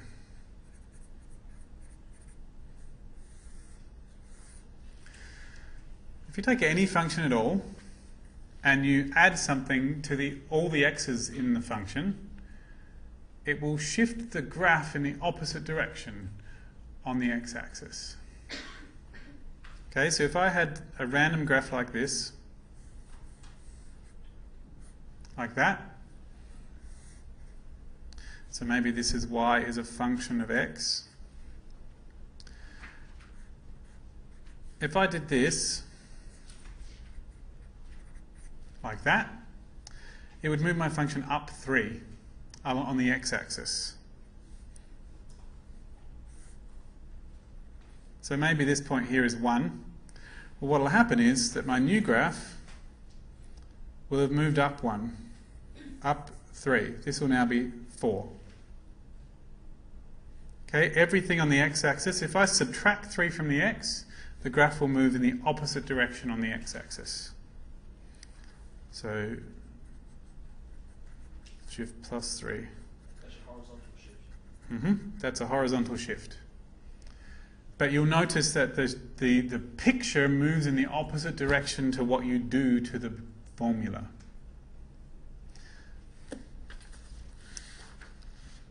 The same thing will happen if you do this to the y.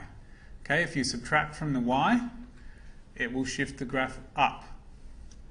If you add to the y, it will shift the graph down.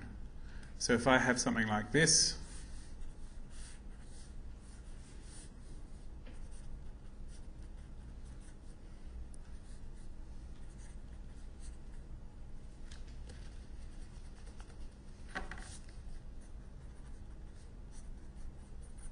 I add to where the y is there, it'll shift the graph down.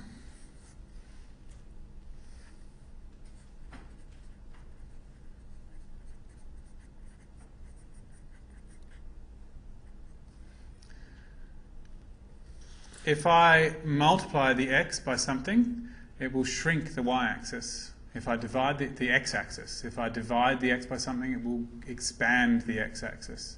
Same with the y.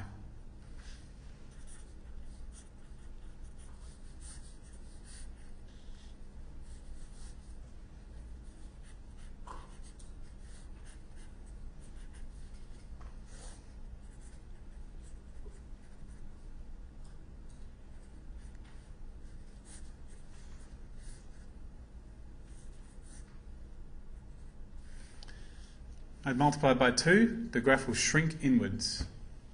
Actually, it won't be there, it'll be even closer to the x-axis. It'll be half as wide as it was before. Same happens when you multiply the y.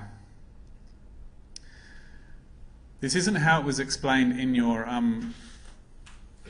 lectures, I'm sorry, but I had spent years attempting to understand what happens here.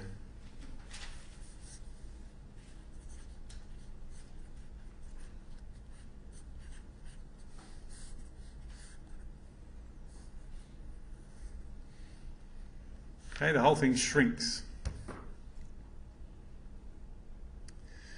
Because we did 2y and divide f of x by 2 basically. Yes, exactly right. So 2y is the same as having y equals f of x divided by 2. But in my brain, I like to not have to switch between them. You're just thinking of the y-axis getting bigger, basically. No, it got some more. Yes, you can think of the y-axis stretching out, but the function staying where it is. Yeah. But you can also think of the function shrinking. But that's exactly what you're doing. So in this one, you can actually think of it the other way. This minus 3 means the x-axis shifted over minus 3. My function stayed where it was, and so from the perspective of the x-axis, the function moved forwards. So you can think that what you do to the x happens to the x-axis, but the function stays where it is. So here, when I multiplied x by 2, all the numbers on the x-axis stretched out, but my function stayed where it was. And so from the perspective of the x-axis, it looks smaller. So yeah, stretch out your x-axis and leave the function where it is, and then bring your x-axis back and the function will come with it. But I find it easier just to say, well, I've relabeled my entire x-axis so everything's half the size as it was before. The reason I think this way is that it means I only have one rule.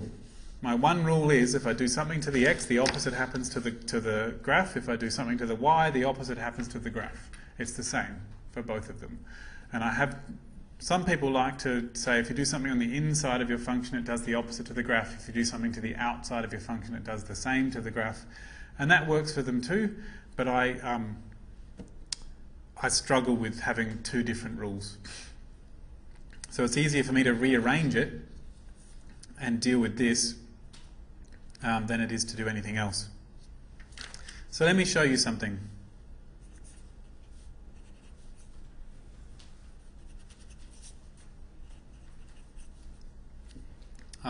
There is one more. If you minus the x or the y, it flips the graph in the opposite direction.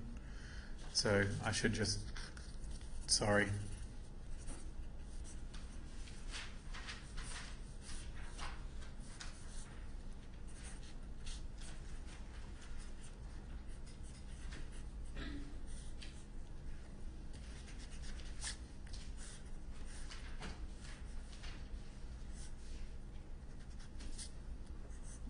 flips it over.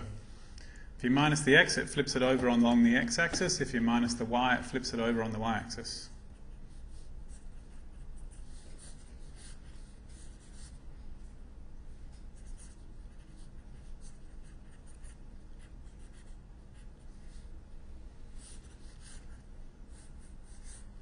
Like that. Okay, so they're all the things that we could possibly do to a graph to produce something that we want.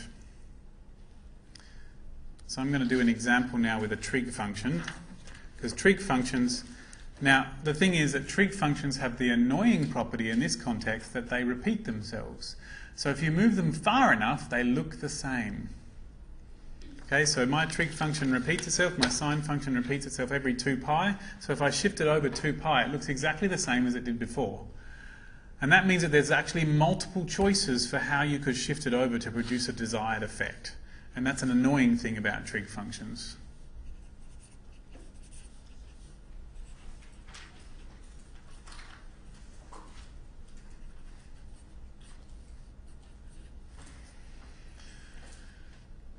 Let's look at that function, eh? I know that traditionally they use t. Sorry. Okay. So let's see what I've done here. It's all about replacing the x with something new, or replacing the y with something new. So I'm just going to do this.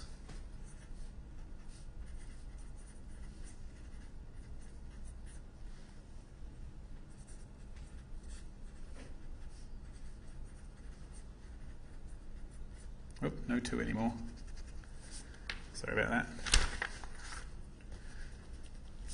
This is going to help me figure out what's going on. So, we know that with an original cos function, y equals cos x, we know that the period was 2 pi, and the amplitude was 1. That's what the original cos x looked like. And we also know that it passes through the point 0, 1. Okay, because it normally looks like this. And this is the point 0, 1. And that's all the information we need to figure out where the cos graph is, because we know all the rest of its shape. So let's progressively replace pieces of this function by something new. I'm going to replace the x by x minus 1.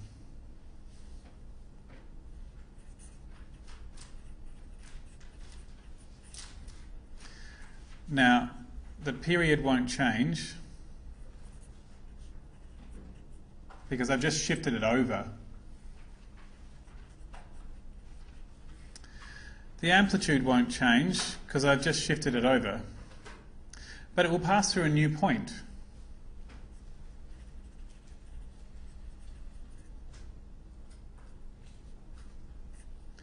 The y-coordinate of that point won't change, but this point will shift forwards 1.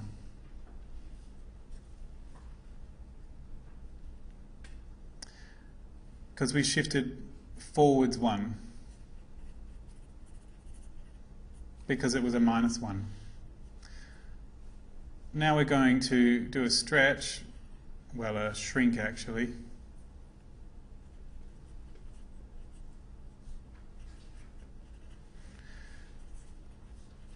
I'm going to replace the x with 3x.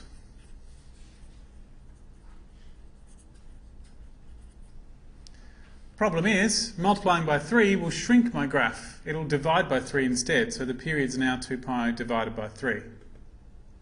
The amplitude didn't change because I didn't affect the y-axis.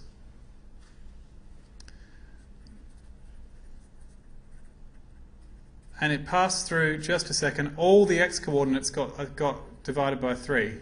So it now passes through that point. This is not necessarily the most efficient way, but it works for me. So that's dealt with the inside. Let's deal with the y.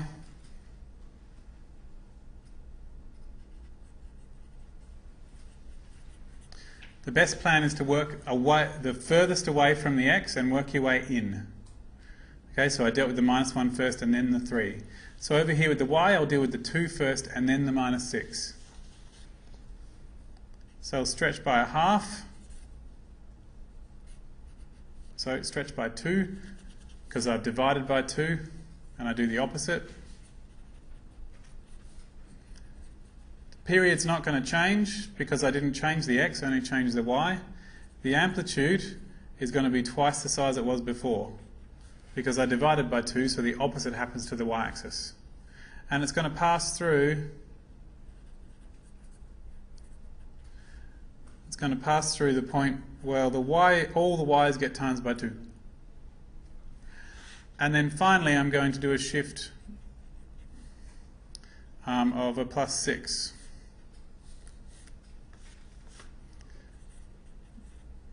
Right, which is doing a -6 here.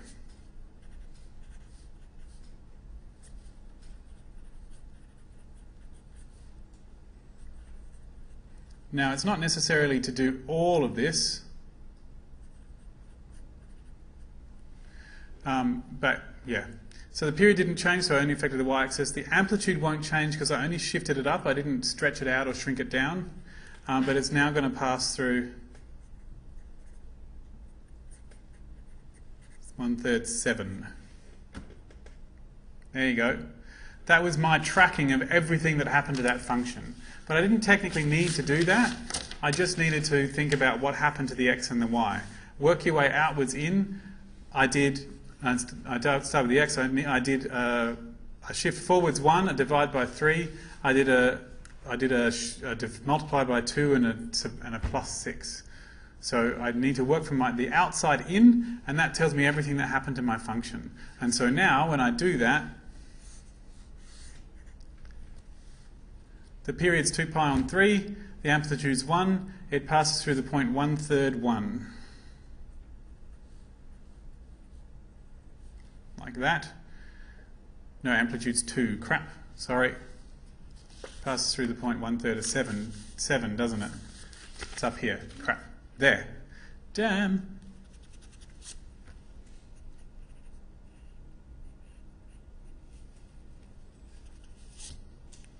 This is going to be 7 up here. Look at the right page when you do stuff. That's my moral. There. That's the point it passes through, and that there is the top of my sine curve, cos curve, because that's where it came from. It started here, and that's now the top of my cos curve, and the amplitude's 2. So if I go down 2 to 5 and down 2 again to 3, that's where it does its little wave, and it will go 2 pi on 3 for the amplitude, which is wherever this is, for the period. So it's going to come down and then come back again in that zone, like that, and we'll do it again. There you go. It might be more confusing, but yeah, to be fair, I struggle with this stuff. If you like to just look at the graph and know what's happening to it, you can see that in this original function,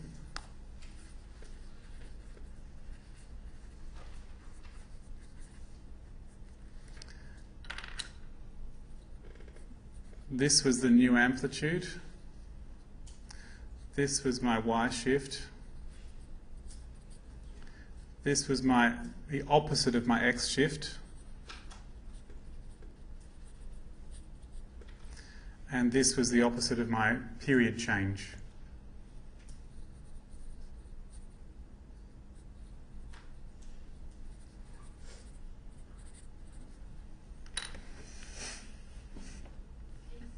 Yep. How'd you get for the stretch by 2 bit? How'd you get A half where? pass to a half? Oh, Frel, done it again. It's supposed to be a third, isn't it? Yeah, that's okay. I was just a typo. where by typo we mean David just writes the wrong thing. So if you see a graph, you can imagine what's happened to it in order to produce the graph that you've got. So when you see a graph like this, now that was on here.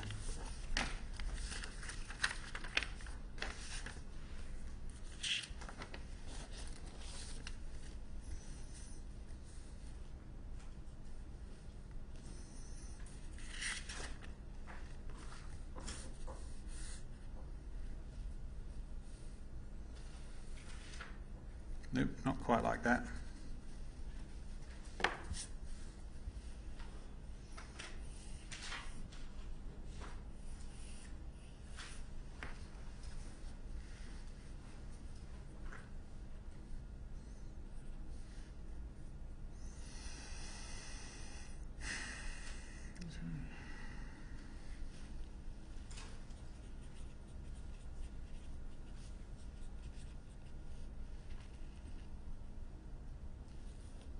Just figuring out my answer.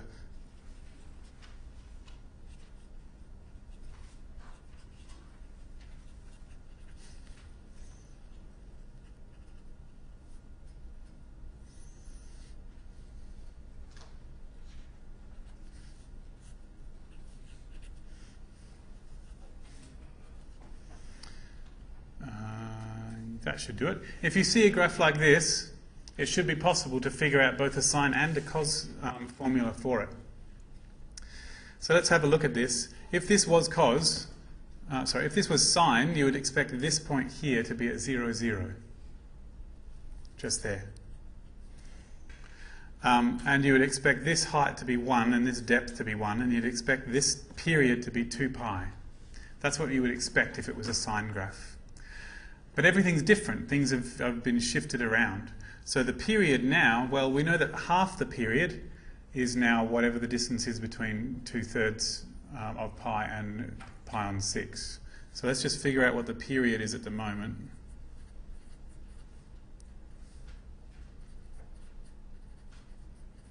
That's half the period because it's only one loop. 2 loops is the full period. So that's half the period.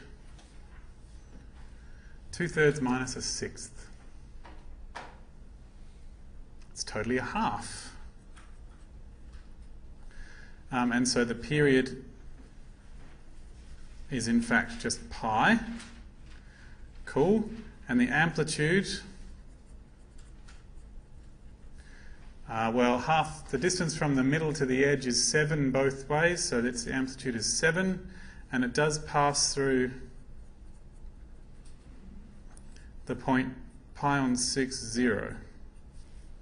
So this point here is the point that normally on an ordinary trig function, on an ordinary sine graph, would be 0, 0.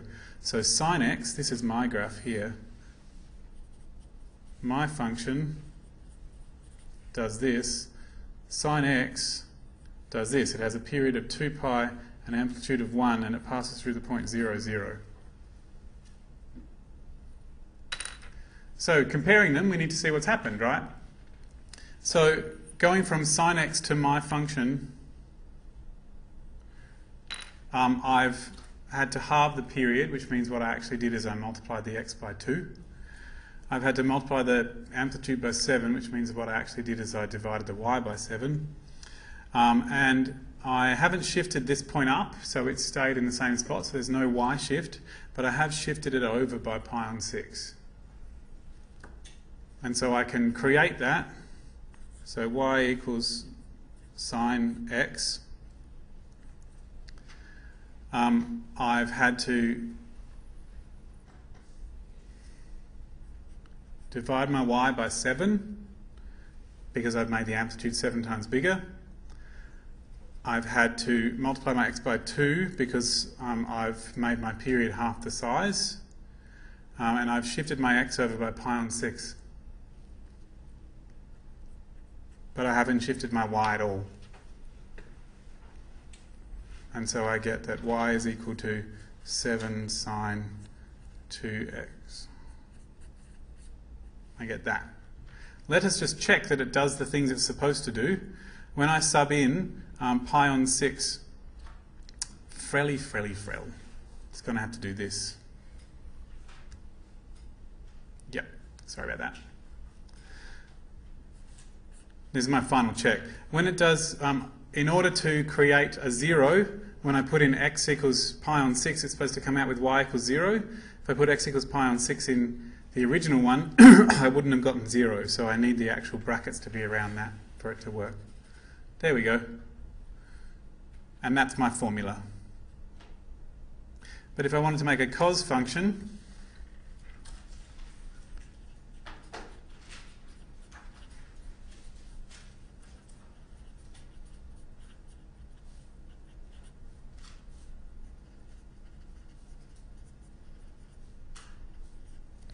so it does pass through the point pi on 6, 0. And the matching point on a cos graph is actually at minus pi on 2. That's where this point would be on an ordinary cos graph. I find it easier to find the peak. The peak here, so it passes through whatever that point is there.